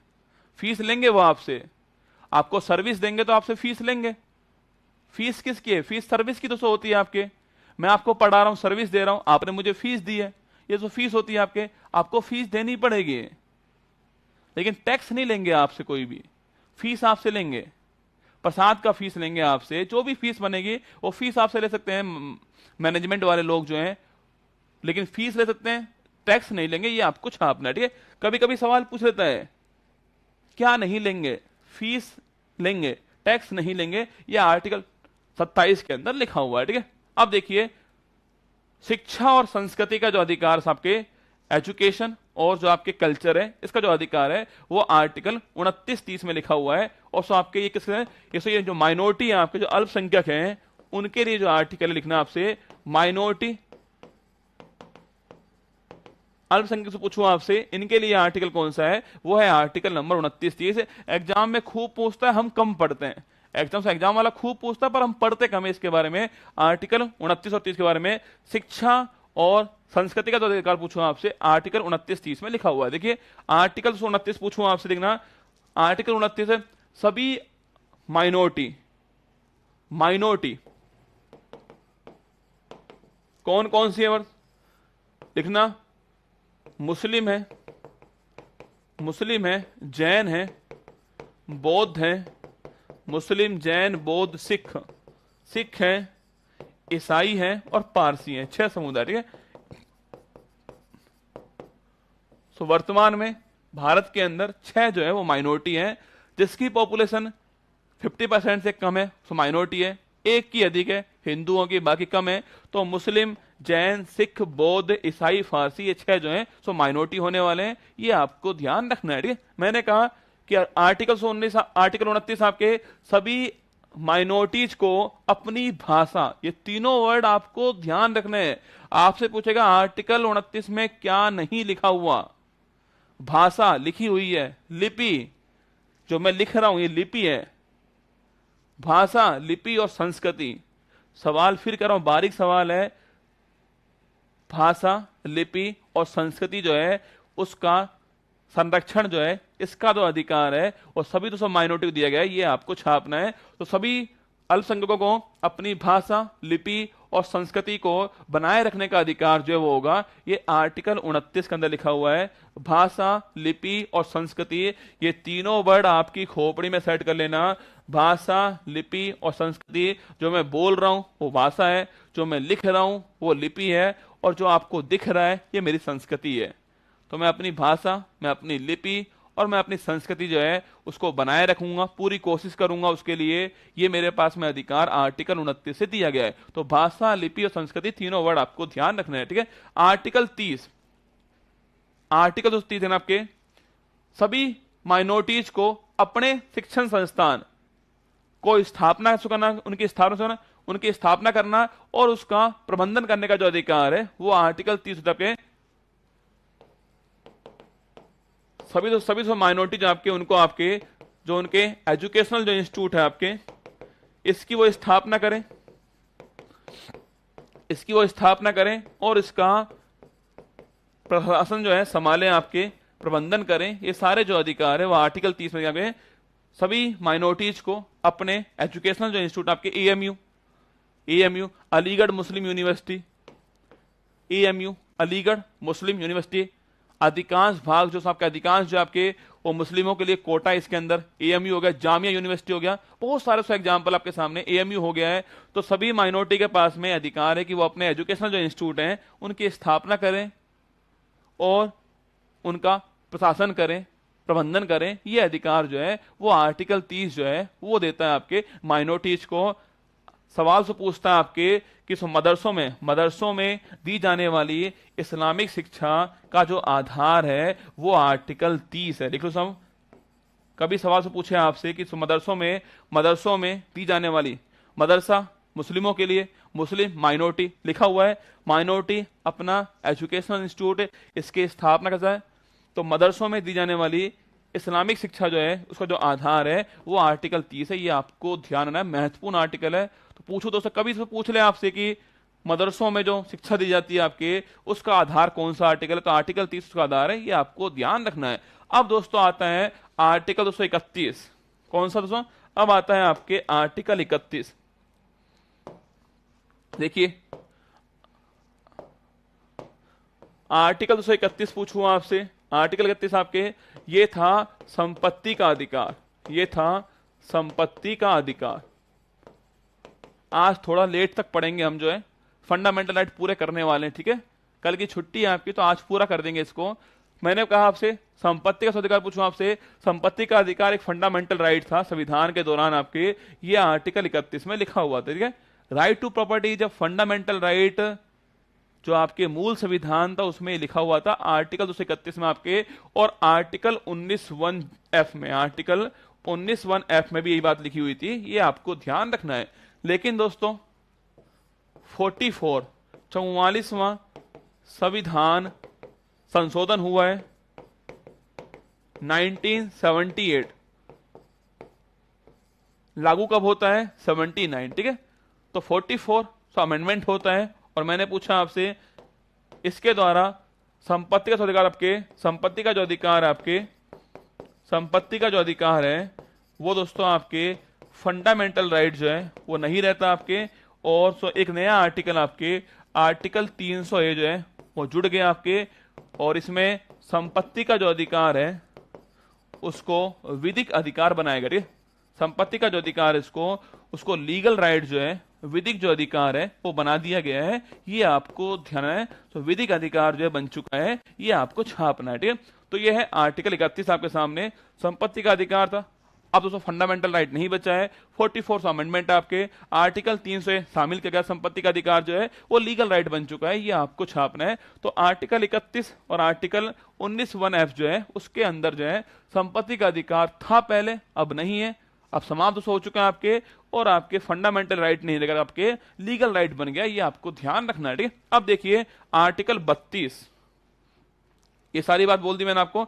आर्टिकल 32 सबसे महत्वपूर्ण, जितने भी आपने मौलिक अधिकार पढ़े, सुन लो मेरा, जितने भी दोस्तों आपने मौलिक अधिकार पढ़े हैं, चाहे समानता पढ़ा, चाहे फ्रीडम आपने पढ़ा, चाहे दोस्तों आपने धार्मिक फ्रीडम आपने पढ़ा, या आपकी आपने या फिर माइनॉरिटी के लिए पढ़ा, कोई भी आपने पढ़ा है, अगर आर्टिकल 32 आपके पास में नहीं होगा सारे अधिकार बेकार हैं। सुन लो, अगर दोस्तों आर्टिकल 32 आपके पास में नहीं है तो आपके सारे फंडामेंटल राइट बेकार थे। मैंने कहा आपसे राज्य ये नहीं करेगा, राज्य भेदभाव नहीं करेगा, कर लिया तो क्या करोगे बताओ।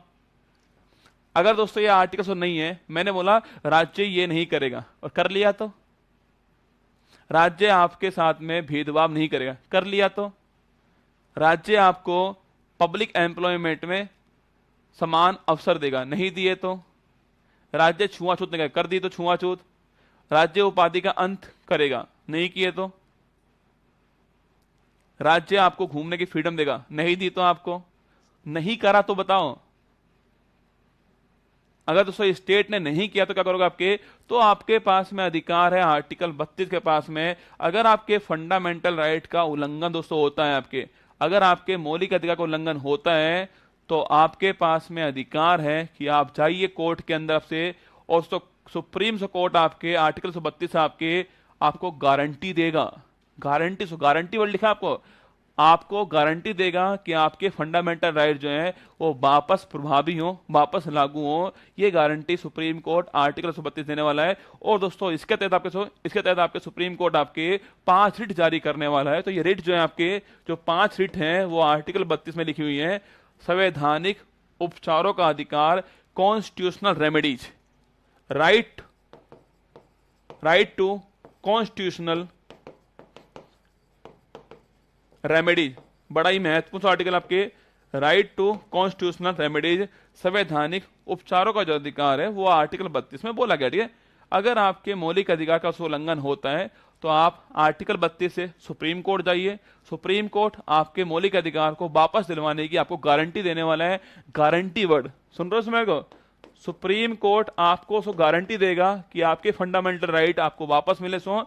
और दोस्तों इसके लिए सुप्रीम कोर्ट जो है 5 रिट जारी करने वाला सो, इसे बोलते हैं आर्टिकल 132 आपके राइट टू कॉन्स्टिट्यूशनल रेमेडीज हो। और दोस्तों इसलिए डॉक्टर भीमराव अंबेडकर जी ने पूछे आपसे संविधान की आत्मा किस दोस्तों अनुच्छेद आपके, वो इसको कहा। ठीक है, तो डॉक्टर भीमराव अंबेडकर जी जो है आपके, इन्होंने आपके संविधान की जो आत्मा है पूछे आपसे किस अनुच्छेद का आपके, वो आर्टिकल 32 का है संविधान की आत्मा। ये भी आपको ध्यान रखना है। ठीक है, हाँ, एक बच्चा बार बार लिख रहा है गुरुजी किसको कहा है, प्रभु इसको कहा है। ठीक है, आजकल ये नहीं पूछता आपसे किसको कहा है, वो आपसे पूछेगा ये 5 रिट जो है इनका क्या मतलब है।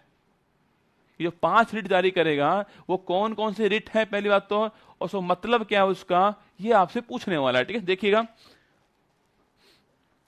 डॉक्टर अंबेडकर जी ने कहा है अनुच्छेद 32 को संविधान का हृदय और आत्मा का है। ये बात आपको छापना है, क्योंकि दोस्तों अगर दोस्तों आपके फंडामेंटल राइट जो है उसका उल्लंघन होता है तो उनको वापस दिलवाने की गारंटी जो है वो दोस्तों आपके आर्टिकल 32 आपको प्रदान करेगा। मैं लिख दूं इस बात को, अगर मौलिक अधिकार का उल्लंघन होता है, अगर मौलिक अधिकार का उल्लंघन होता है तो सुप्रीम कोर्ट अनुच्छेद 32 के द्वारा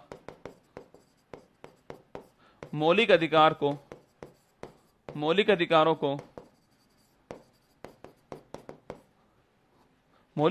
की पुनः प्राप्ति की गारंटी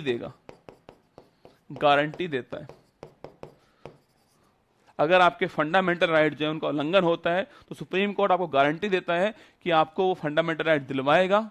और कैसे दिलवाएगा, आर्टिकल 32 से दिलवाने वाला है, उसके पास में पावर जो है वो यहां पर दी गई है। ठीक है, अब मैंने कहा दोस्तों आपके 5 रिट जो है वो जारी करने वाला है। वो 5 रिट कौन कौन सी होने वाली है, आपको हिंदी और आपको इंग्लिश दोनों लिखनी है।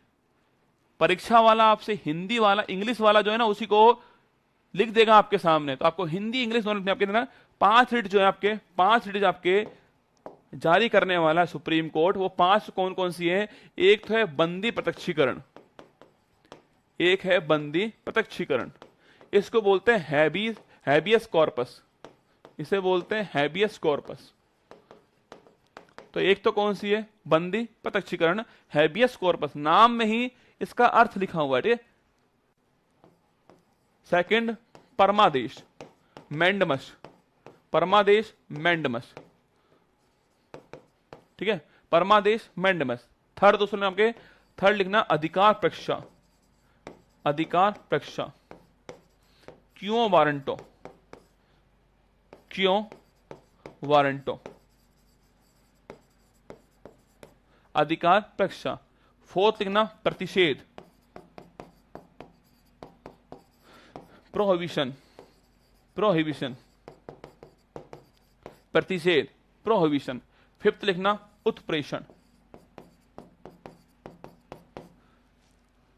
हैबिस कॉर्पस, मैंडमस, क्यों वारंटो, और सो आपके प्रतिषेध, प्रोहिबिशन, और सो आपके उत्प्रेषण सैरिसरी। ठीक है, ये 4-5 जो रिट है आपके सामने, वो 5 रिट जो है वो सुप्रीम कोर्ट जारी करने वाला है। पहला पॉइंट है आपके बंदी प्रत्यक्षीकरण, हैबिस कॉर्पस, बंदी, जिसको बंदी बनाया गया उसको प्रत्यक्ष कीजिए। प्रत्यक्षीकरण तो लिखना सो जो सो बंदी होगा, सो जो बंदी होगा उसको बंदी को सशरीर उपस्थित कीजिए, उपस्थित कीजिए बंदी को। यहां दोस्तों बंदी का मतलब मनुष्य है, कहीं आप कुछ और सोच रहे हो वो वाला मतलब नहीं है, ठीक है।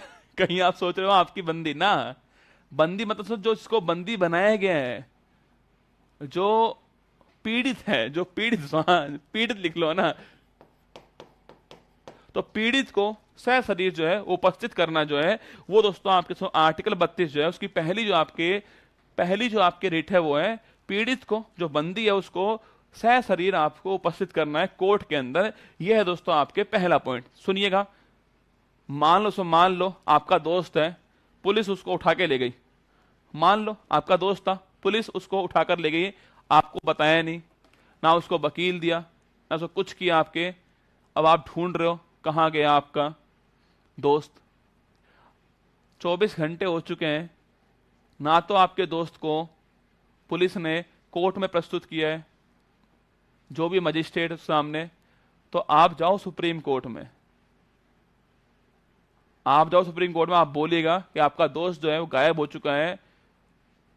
सुप्रीम कोर्ट लगाएगी रिट, कौन सी, हैबिस कॉर्पस, और पुलिस को बोलेगी जो भी बंदी है ना उसको कोर्ट में प्रस्तुत करो 24 घंटे के अंदर,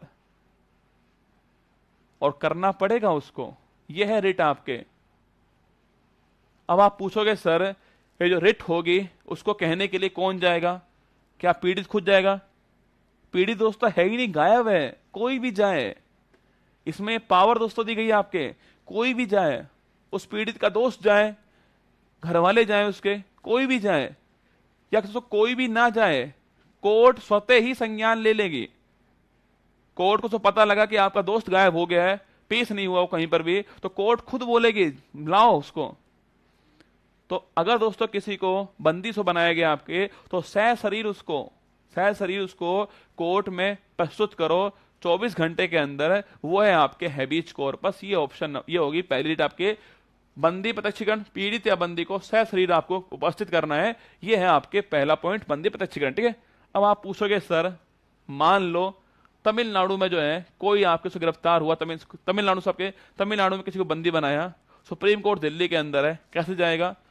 तो आपके जो ट्रैवलिंग और अगर कोई छुट्टी है तो वो टाइम काउंट नहीं होगा। ट्रैवलिंग और छुट्टी का टाइम काउंट नहीं होगा, बाकी 24 आवर्स मिलने वाले, ये इसमें लिखा करिए।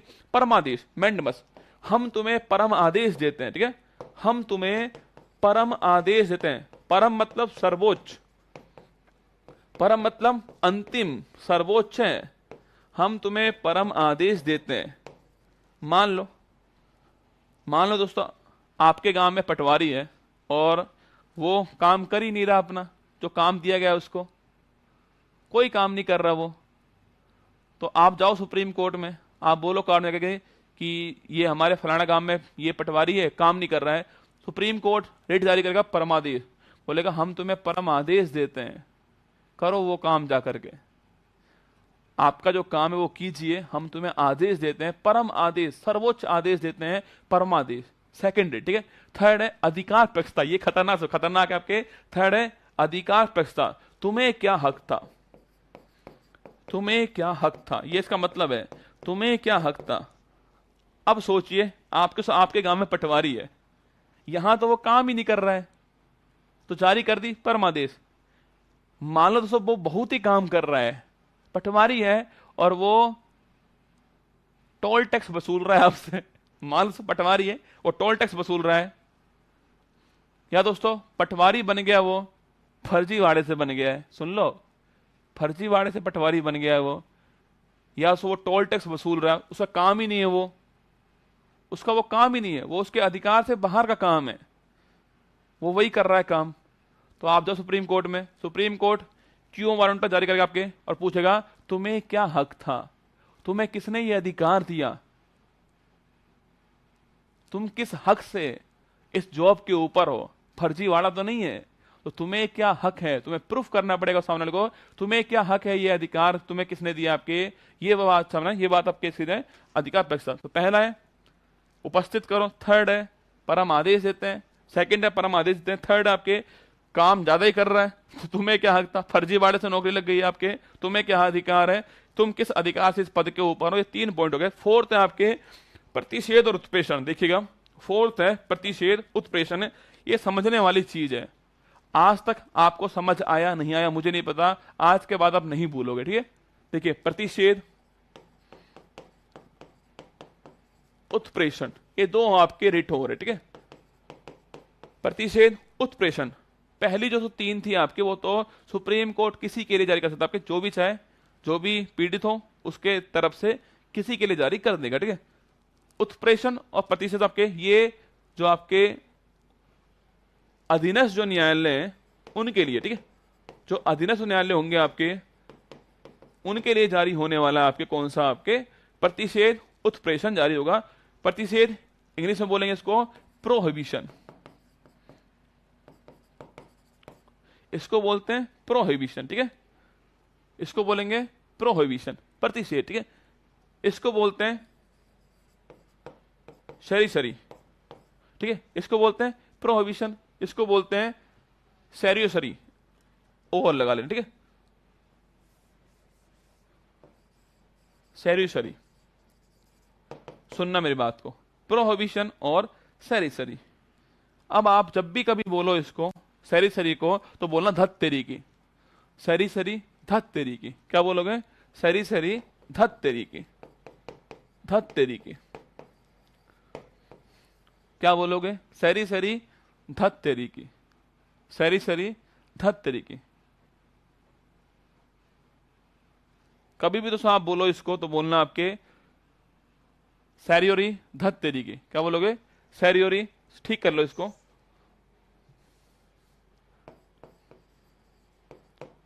हाँ ये लिखो इसको सैरियोरी, क्या बोलोगे, सैरियोरी धत तेरी की, बोलो सैरियोरी धत तेरी की, सैरियोरी धत तेरी की। आप बोलोगे सर क्या करवा रहे हो आप, बेटा यही जादू है, काला जादू बोलते हैं इसको, काला और जादू, ठीक है। सैरियोरी धत तेरी की। अब सुनना दोस्तों, आपके कंडीशन देखिएगा, ये दोस्तों ये पानी है, ये दोस्तों पानी है, और ये रसगुल्ला इसका ये ब्रिज है, ठीक है, इसमें ब्रिज है और ये पानी है। आपका दोस्त जो है, आपका दोस्त जो है, 2 कंडीशन देखना आपके, आपका दोस्त यहां पर खड़ा हुआ है, ठीक है, ये आपका दोस्त हो गया है, और आप खड़े हो यहां पर, ये आप हो चुके हो, ठीक है, ये आप हो चुके हो, मैंने कहा आपसे ये तो आपका दोस्त हो चुका है, ये तो आप हो चुके हो, ठीक है। अब दोस्तों देखना, ये आपके, ये है तालाब, कुछ भी मान लीजिए, तालाब है, नाला है, नाला मान लो ये दोस्तों ये है नाला, आपका दोस्त नाले में कूदने वाला है, ठीक है, आपका दोस्त जो है उसको परेशान हो चुका है गर्लफ्रेंड से और वो नाले में कूदने वाला है, ठीक है। अब आप उसके पीछे पीछे भाग रहे हो और वो सो आगे आगे भाग रहा है। आपके 2 कंडीशन होने वाली है आपके, एक तो वो कूद गया है,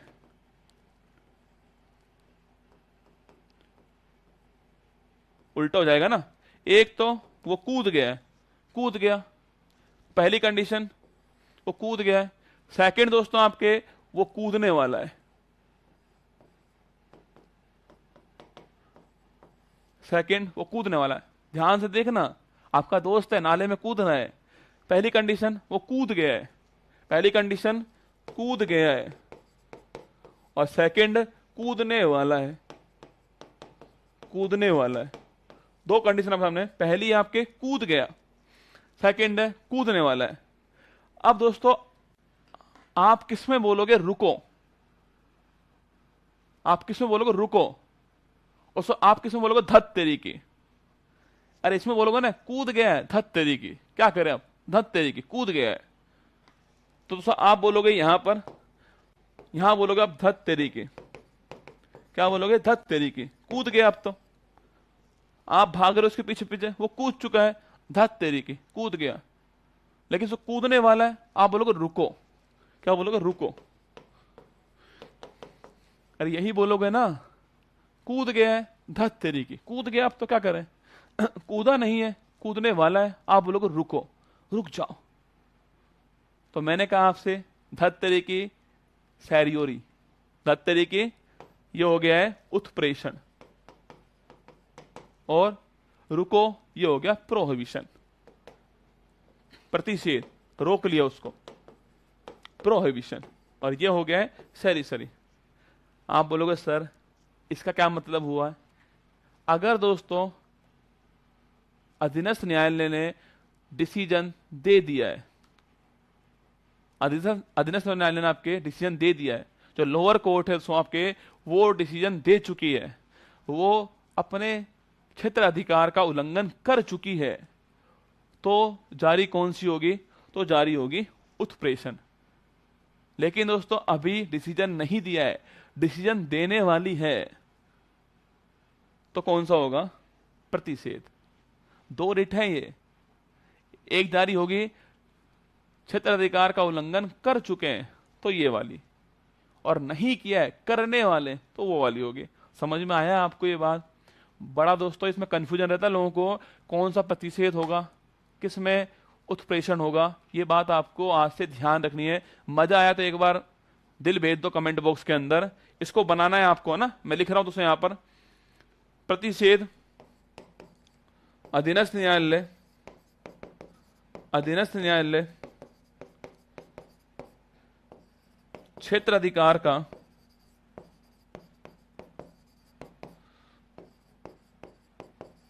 उल्लंघन नहीं किया है, अधीनस्थ न्यायालय ने क्षेत्र अधिकार का उल्लंघन अभी नहीं किया है, अभी नहीं किया है, उसी के दौरान करने वाला है, बस उसी के दौरान जो है वो रिट जारी जो होगी वो होगी आपके प्रोहिबिशन। ठीक है, रुको, प्रोहिबिशन, रुको, निर्णय मत दो, रुक जाओ। ठीक है, उत्प्रेषण क्षेत्राधिकार का उल्लंघन कर चुका है,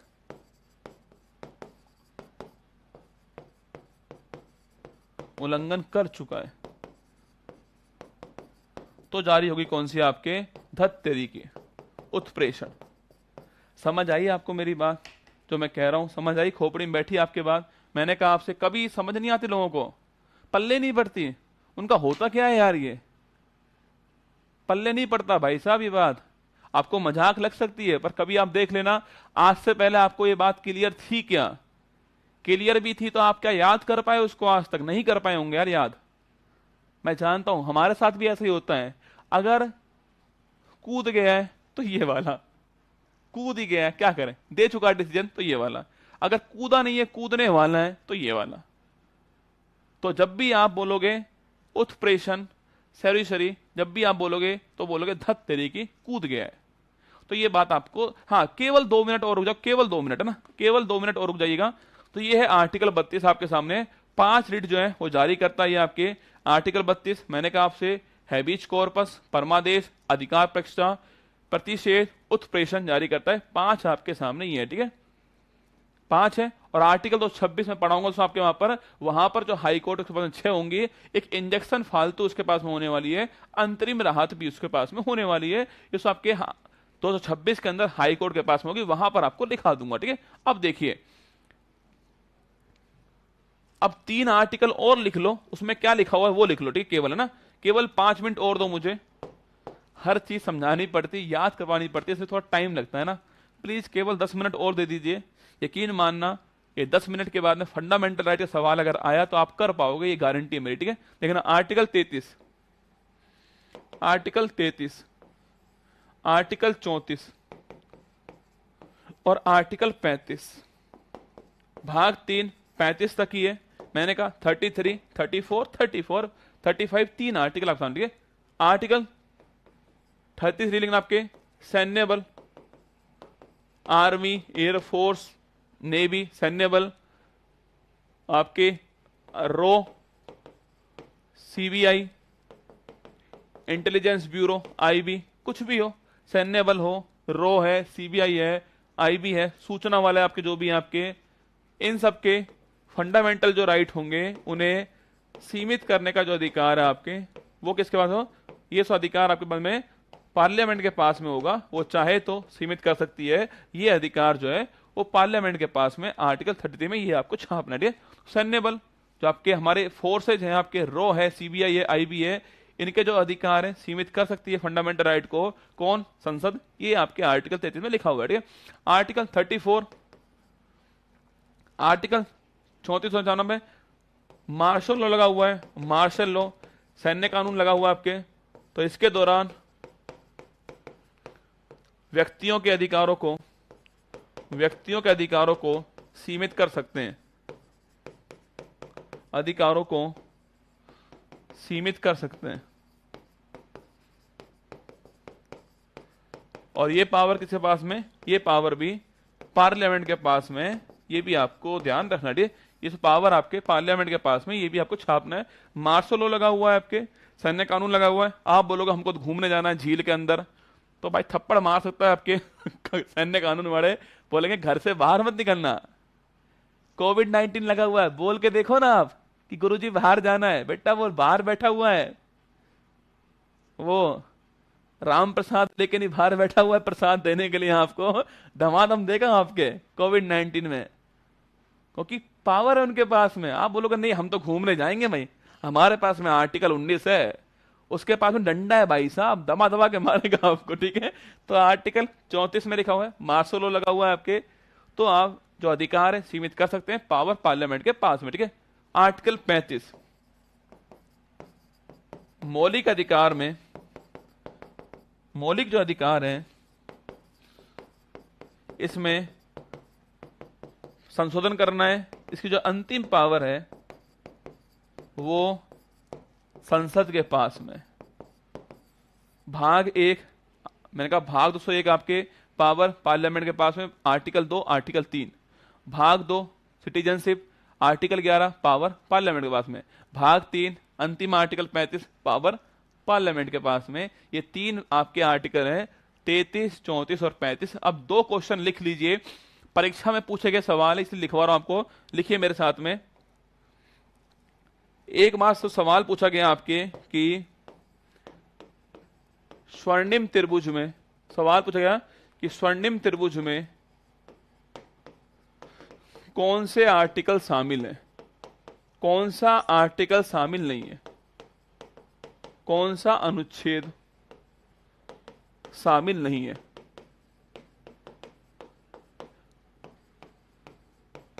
यूपीपीसीएस के मेंस के एग्जाम में सवाल था कि जो स्वर्णिम त्रिभुज है उसमें कौन सा आर्टिकल शामिल नहीं है। Option number 1 article 21, option number B article 15, option number C article 14, option number D article 19। बताओ, सवाल आपके सामने है कि मार्शल लॉ क्या होता है। Sir in habeas corpus is it important to bring the person alive? नहीं नहीं नहीं अच्छा, जिंदा लेकर आना है क्या? जिंदा लेकर ही आना है यार। हाँ, लाना भी जरूरी नहीं है, कभी कभी दोस्तों कंडीशन ऐसी होती है कि आपके वीडियो कॉल करवा दीजिए, ऑप्शन है। अब मार दिया आपने तो बताना पड़ेगा ना क्यों मार दिया आपने, बताना पड़ेगा आपको।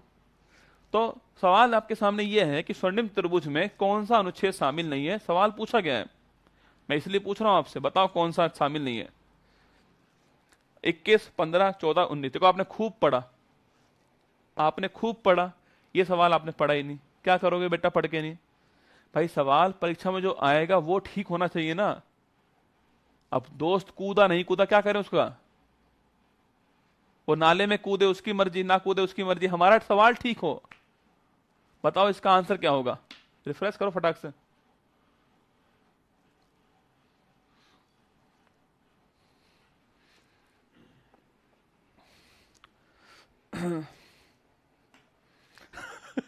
हमारे गांव में सरपंच काम नहीं कर रहा है, क्या रिट लगा दो उसकी। सरपंच के काम क्या है बता पहले एक बार।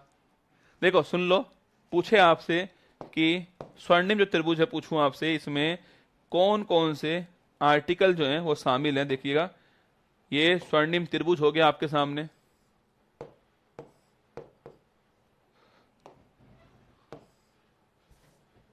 ये हो गया है स्वर्णिम त्रिभुज। इसमें 3 आर्टिकल शामिल हैं, देखिएगा आर्टिकल नंबर 14, आर्टिकल नंबर 19 और आर्टिकल नंबर 21। कभी सवाल पूछे आपसे कि जो स्वर्णिम त्रिभुज है उसमें कौन से आर्टिकल शामिल है, तो आर्टिकल नंबर 21 शामिल है, आर्टिकल नंबर 14 शामिल है, 19 शामिल है। ऑप्शन नंबर बी जो है वो शामिल नहीं है, छापना। आर्टिकल 15 शामिल नहीं है, 14, 19, 21 जो है शामिल है, ये आपको ध्यान रखना है। 14, 19, 21 शामिल है, ये आपको छापना है। हाँ, विदेश जाने का अधिकार आपके पास में है, आर्टिकल 221 में लिखा हुआ है आप विदेश जाइए, खूब जाइए।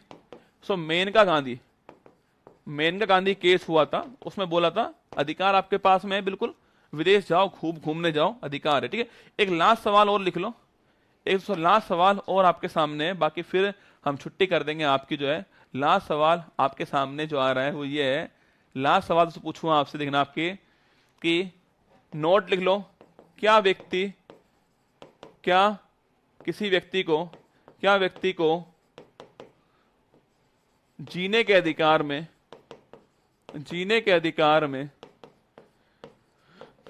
मरने का अधिकार शामिल है, मरने का अधिकार शामिल है।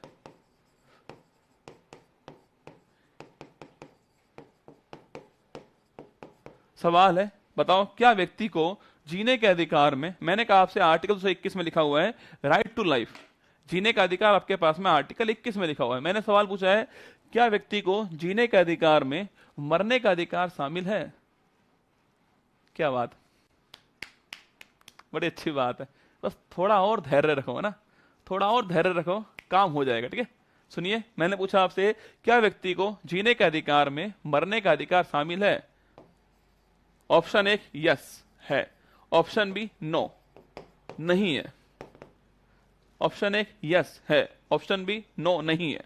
बताओ क्या व्यक्ति को जीने के अधिकार में मरने का अधिकार शामिल है। ये सवाल दोस्तों ये बड़ा मुद्दा था आपके, बड़ा सा मुद्दा था आपके, क्या व्यक्ति जो है उसके पास में जीने के अधिकार में मरने का अधिकार शामिल है, यस या नो। फिर जिसने सवाल लगाया था उसको बुलाया, क्यों पूछ रहा तू ये सवाल, तो उसने बोला कि आपने कहा है कि आर्टिकल 219(1)(a) जो है उसमें आपने कहा है कि बोलने का अधिकार है, फिर आप बोलते हो कि इसमें चुप रहने का अधिकार भी है। भाई मैंने बोला ना आर्टिकल 219(1) में मैंने बोला कि बोलने का अधिकार है इसके अंदर, फिर मैं बोल रहा हूं कि इसमें चुप रहने का अधिकार भी है।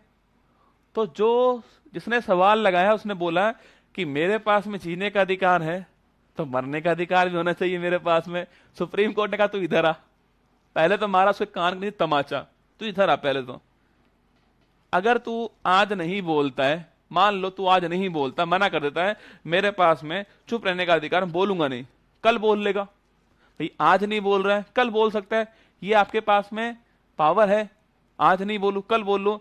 लेकिन दोस्तों अगर दोस्तों एक बार मर गया तो भाई साहब फिर तो कल तू बोले ना कि भाई जीने का अधिकार है, तो कुछ नहीं है, मर गया तो मर गया। तो चुप रहा आज तू, कल बोल लिया, ये आपके पास में फ्रीडम है। मर गया तो वापस कैसे जिंदा होगा तू बता।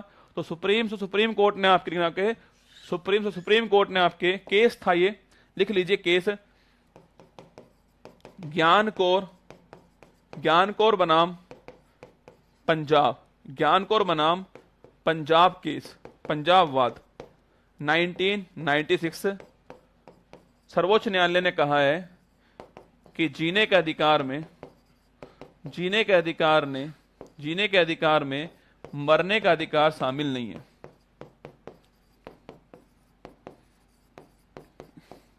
मरने का अधिकार शामिल नहीं है। ज्ञान कोर केस था, उसमें आपके उसमें कहा था कि जीने के अधिकार में मरने का अधिकार शामिल नहीं है। हाँ, बोलने के अधिकार में चुप रहने का अधिकार शामिल है। आप आज नहीं बोलते, कल बोल लीजिए, लेकिन मर गए तो मर गए एक बार, फिर वापस आप जियोगे नहीं। ठीक है, तो ये सुप्रीम कोर्ट ने कहा। एक लास्ट पॉइंट और लिख लीजिए, लास्ट पॉइंट और है, मैं लास्ट पॉइंट है, बेहतरीन पॉइंट लिखा रहा हूं कि गर्भावस्था, सवाल से पूछे आपसे कि नोट, गर्भावस्था में भ्रूण, गर्भावस्था में भ्रूण का लिंग परीक्षण, लिंग परीक्षण गर्भावस्था में प्रेगनेंसी के दौरान भ्रूण का लिंग, तो परीक्षण पूछूं आपसे, तो लिंग परीक्षण पूछे आपसे, लिंग परीक्षण अपराध है। यह बात सुप्रीम कोर्ट ने विजय शर्मा केस में बोली। कभी आपसे पूछ ले कि गर्भावस्था में जो लिंग परीक्षण होता है वो सब अपराध होता है, ये बात सुप्रीम कोर्ट ने कौन सा आपके विजय शर्मा केस हुआ था 2008 के अंदर, उसमें ये बात बोली थी। आप पूछोगे सर क्यों गलत है, क्यों गलत है? लिंग जानना, मान लो लड़का है तो आप उसको जन्म दोगे, हंसी खुशी जन्म दोगे। मान लो लड़की है, 10% ऐसे लोग होंगे वो उसको मार देंगे। तो महिलाओं का जो अधिकार है, महिलाओं को जो जीने का अधिकार मिला हुआ है, उसका उल्लंघन हो गया ना। आर्टिकल 221 में आपके जो महिलाओं को जो जीने का जो अधिकार मिला हुआ है आर्टिकल 21 में, उसका उल्लंघन हो गया। तो इसके लिए छात्रों से लिखना, महिलाओं के जीने के अधिकार का उल्लंघन, महिलाओं के, महिला के जीवन के अधिकार का उल्लंघन था, जीवन के अधिकार का उल्लंघन था। ये सारी बात आपको पता होनी चाहिए, अवेयरनेस है कि भाई क्यों ऐसा है, क्या मरने का अधिकार शामिल है। यूथेनेशिया अलग चीज है, वो अलग पढ़ेंगे है ना। यूथेनेशिया तो यह है कि कोई अगर ऐसी बीमारी हो गई आपको कि उसका इलाज ही नहीं है, तो उस समय आपके पास में इच्छा मृत्यु का अधिकार जो है वो यूथेनेशिया है, वो तो अलग बात है, उसको अलग पढ़ेंगे ना।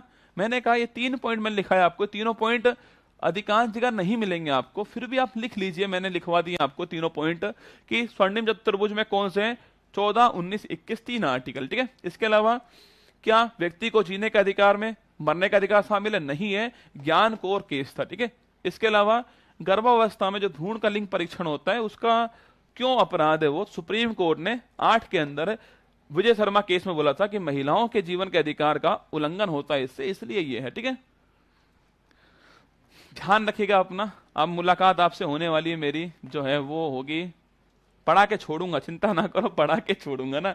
भाग 3 हो चुका है, आपको समझ में आया क्या? बताओ मुझे, जितने लोग मुझे देख रहे हैं एक बार कमेंट बॉक्स में बताओ, समझ में आया आपको नहीं आया भाग 3?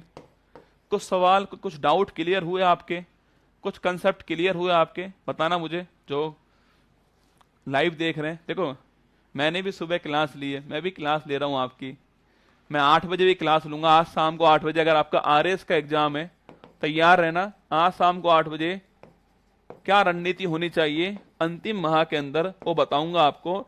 आरएसपीटी के एग्जाम के लिए और करंट अफेयर्स के लिए क्या करने वाला हूं मैं, वो भी बताऊंगा आपको। ये आपको आज शाम को 8 बजे मिलने वाली। ठीक है, आज शाम को 8 बजे आपके लिए रणनीति आने वाली है, करंट अफेयर्स की रणनीति आएगी आपके सामने, और आरएसपीटी का एग्जाम आने वाला है। ठीक है, इसके लिए आपके लिए कल की छुट्टी है आपके ना, कल की टोटल ऑफ है, सुबह का भी ऑफ है, शाम का भी ऑफ है, कल का आपका ऑफ रहेगा। अब क्लास आपकी 1 तारीख को होने वाली है।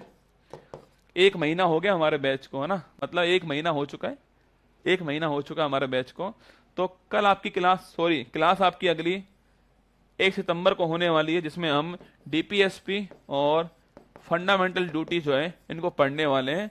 ये हमारा पॉइंट रहेगा, भाग 4 और भाग 5 हम पढ़ने वाले हैं। ठीक है, चलिए खुश रहिएगा। आज शाम को 8 बजे फिर मुलाकात होने वाली है आपसे। आरएस की क्या रणनीति होनी चाहिए उसको बताऊंगा मैं आपको आज शाम को। अगर आप आरएस का एग्जाम देने जा रहे हो तो जरूर देखना। ठीक है,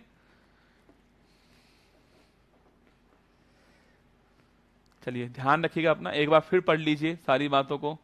हो सकता है कुछ बातें एक बार में समझ में नहीं आई हो, संभव है, बार बार पढ़ोगे तो आ ही जाएंगी समझ में। पर मेरा प्रयास था कि जो पॉइंट उसमें महत्वपूर्ण बताऊं आपको, पॉइंट क्या महत्वपूर्ण है। तो ये हमारा भाग 3 समाप्त हो चुका। सबसे महत्वपूर्ण भाग जो है भाग 3 ही है। ठीक है, ऑल द बेस्ट, खुश रहना। हाँ, करंट अफेयर्स वालों के लिए बोला ना मैंने कि आज शाम को 8 बजे जो है इसी चैनल के ऊपर, सॉरी मतलब जो मेन चैनल है हमारा, वहां पर क्लास आपकी होने वाली है। तो ध्यान रखिए, ऑल द बेस्ट। आप सभी को रक्षाबंधन मुबारक हो। और अगर आप मुझे भाई मानते हो तो मैंने मान लिया कि आपने मुझे राखी बांध दी है। ठीक है, ऑल द बेस्ट बड़े भाई की तरफ से आप सभी को। खुश रहना, खूब आगे बढ़ना, सिलेक्शन लेना, अपने घर वालों का सपना पूरा करना, अच्छा पद लेना। यही उद्देश्य मेरा इस बैच का, यही आपका उद्देश्य होने चाहिए। अंत में 4 लाइनें आपके लिए, अंत में 4 लाइनें सुना रहा हूं आपके लिए। 4 लाइनें सुन लीजिए अंत में आपके लिए, बढ़िया बढ़िया लाइनें 4। पत्थर की चमक है ना, पत्थर की चमक है ना नगीने की चमक है। पत्थर की चमक है ना नगीने की चमक है, चेहरे पर सीना तान के जीने की चमक है। पत्थर की चमक है ना नगीने की चमक है, चेहरे पर सीना तान के जीने की चमक है। पुरखों से विरासत में हमें कुछ नहीं मिला, पुरखों से विरासत में हमें कुछ नहीं मिला। जो दिख रहा है खून पसीने की चमक है, खून पसीने की चमक है। ऑल द बेस्ट, खुश रहिए, ध्यान रखिएगा। जय हिंद, थैंक यू।